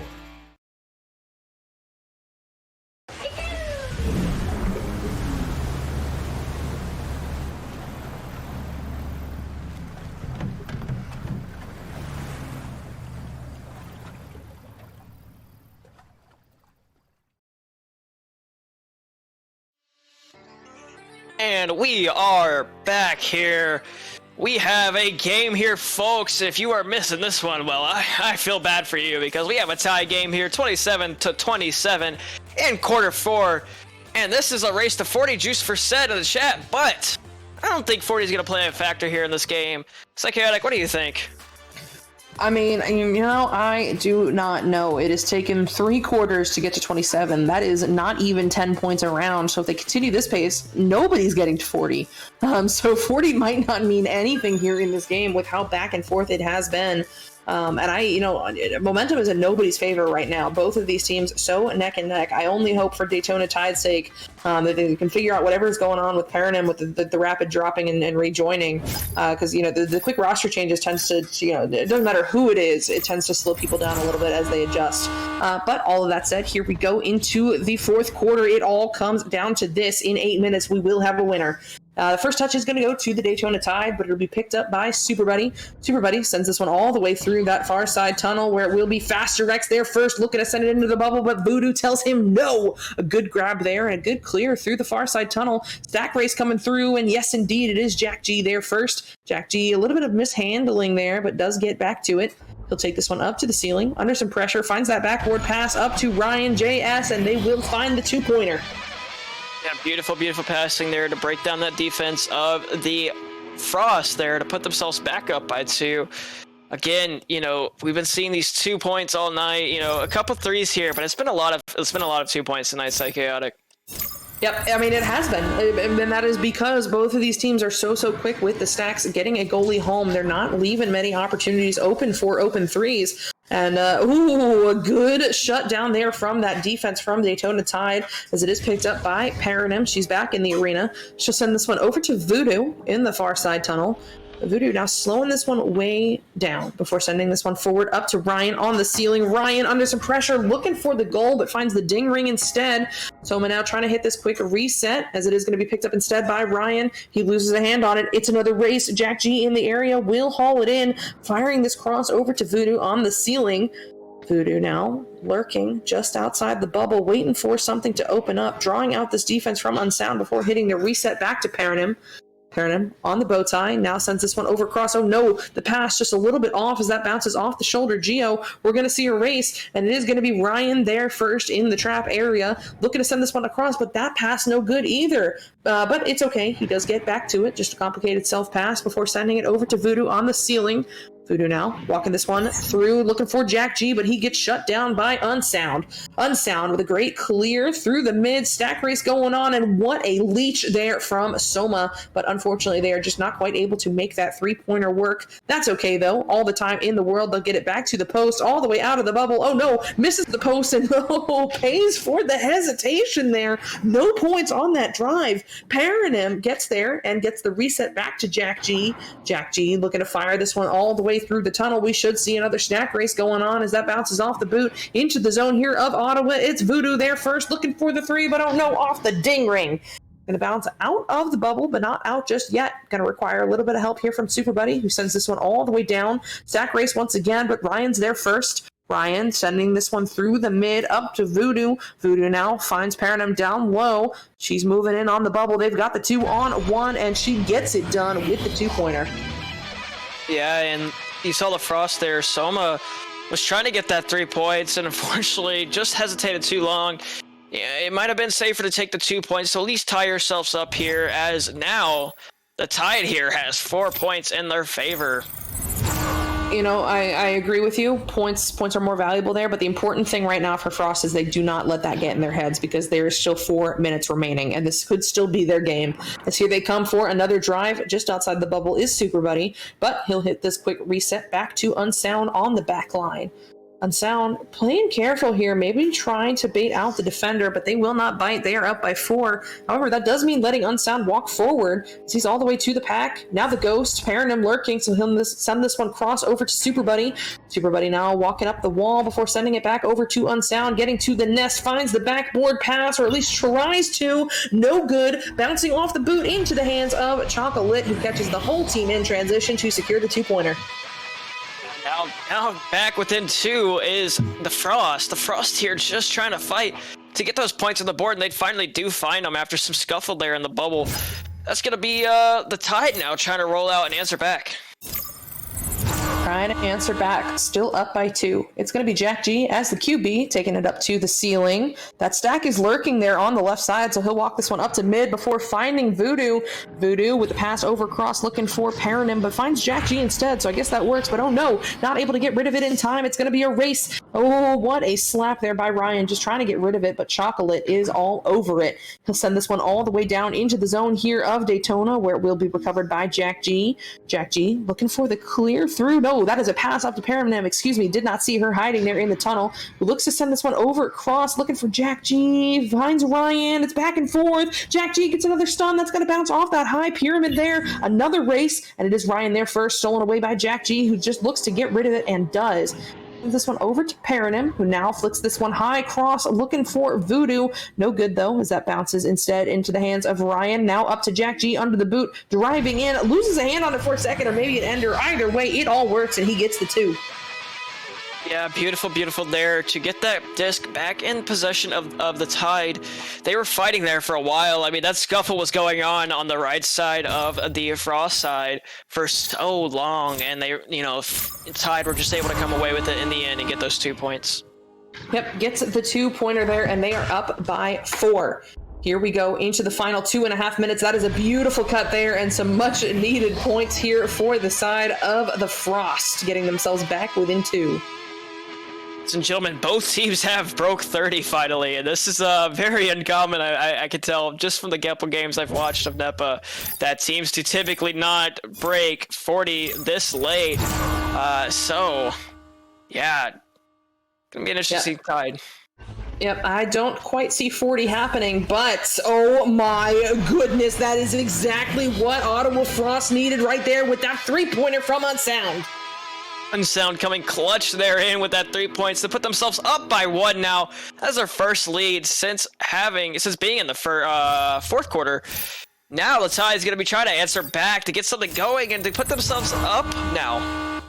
Yep, up by 1, but that is not a comfortable lead at all, because here comes the Tide. A beautiful pass up to Voodoo on the wall, but he gets shut down by Faster X. Faster, looking for this clear, not quite going to go out the first time. It's going to require another try, and this time it is good. Chocolate sending this one all the way through. That would have been huge, but that goes off the ding ring, off the pyramid, behind the pack. Unsound with it for just a moment, but he's got to fight, and he loses it to Paranum. Paranum not quite able to make this pass work just yet. Some stuns going on, and she just sends this one through the mid. We're going to see a stack race, but no, it's Super Buddy there first, picked off by Jack G. Jack G under all of the pressure, not quite able to get rid of it in time. However, that's what your teammates are there for. It's Voodoo now sending this one to Ryan, and Ryan looking to drive it in, but no! Off the ding ring, under 1 minute remaining. Oh my goodness, what a clear here from Faster X. Points here would be huge as this bounces into the bubble and out of the bubble before anybody's there. Unsound there, gonna get this one, sending it up to Chocolate. One more cut to Super Buddy, and that is huge as they now go up by 3 points, forcing Daytona Tide to look for the 3. Yeah, Tide here is going to need a 3-point to even bring it back to put it into OT. A 2 here would basically secure the win for Frost. So the Tide here gonna have to come out here quick as they roll out. Yep, 20 seconds to get it done, and it needs to be a 3. This pass is going to go all the way through low mid. Oh no, off the trench, up high. It's Voodoo in the area with it. Voodoo on the ceiling, maybe has some numbers in the bubble. Somebody harassing the goalie there, and oh, very, very close. They've got to back it out like right here, right now. Jack G, no way! It's the 36! Oh my god! What was that? Holy cow! Ladies and gentlemen, we have a game! There's just no way. Jack G is inhuman. And now it all comes down to this 2-minute overtime. Next goal will win. This is going to be Daytona Tide with the first touch. Voodoo sending this one forward, but the stack is together here for the side of the Frost, but not quite able to get it cleared. And oh my goodness, what a shot. Not quite going to go in. Unsound, slapping this one out of the bubble back toward the mid where Chocolate is waiting. He'll help this one along, sending it into the Daytona zone. The stacks are together. It's Chocolate on the wall, but stunned out here by Jack G. Jack G sends this one forward into the tunnel. That's all the way through. This could be an opportunity if they can get there first. Where are the stacks? A beautiful leech from Jack G, and oh my goodness, Jack G single-handedly stole this game for Daytona Tide. Ladies and gentlemen, this is why you tune into every single match. This is, wow. Oh my god, I'm just speechless. I can't even speak. Oh my god. I have no words. I got so loud, I was told to be quiet. That was incredible work there from the side of Daytona Tide. And Jack G, we've been saying his name all night, securing the 3-pointer to send it to OT, and then securing the 3-pointer to win it. And no, they did not quite reach 40, but they were 1 point off, and Jucifer, that's just gonna have to do. These teams, I mean, this was probably the best game to end off the night. This was a blast to cast, and yeah, Jack G absolutely killing it. And I don't know if you voted, but I'm gonna go ahead and cast my vote over to Jack G. I mean, listen, even without those last 2 3-pointers, Jack G had my vote because he was putting in work on defense and in the midfield, working it up and down the arena. All of that, just gravy. Jack G, absolutely player of the game this evening.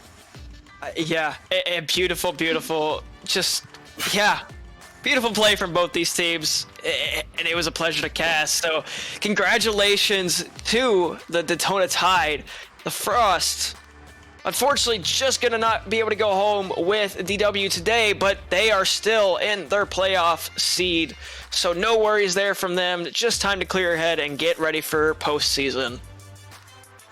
Yep, absolutely. And I mean, speaking of postseason, what does that do for the standings? Well, unfortunately for the Tide, though they had a beautiful win here tonight, they are still locked into that number 4 seed to fight for the wild card. However, Ottawa taking that loss there, their number 1 seed is on the line right now.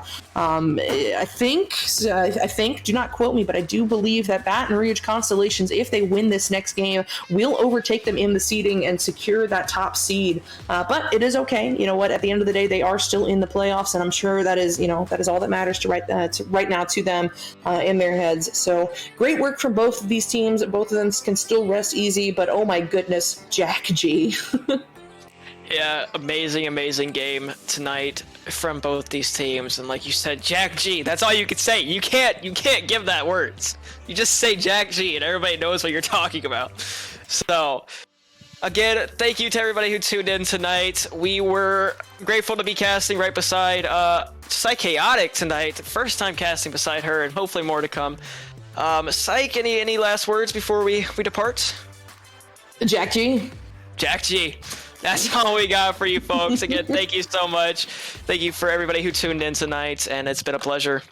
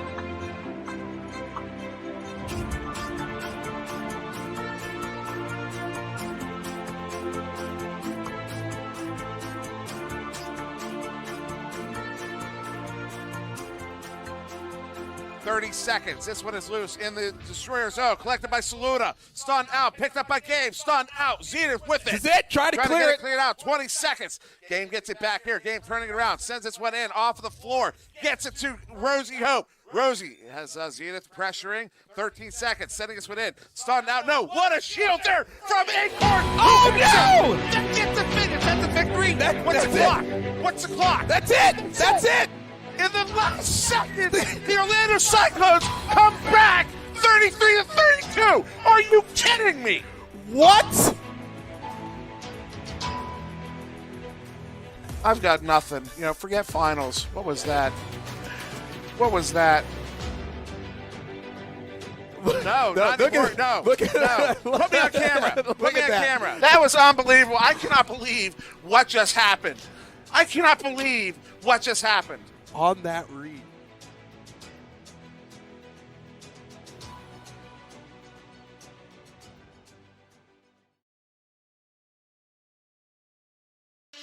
Hey!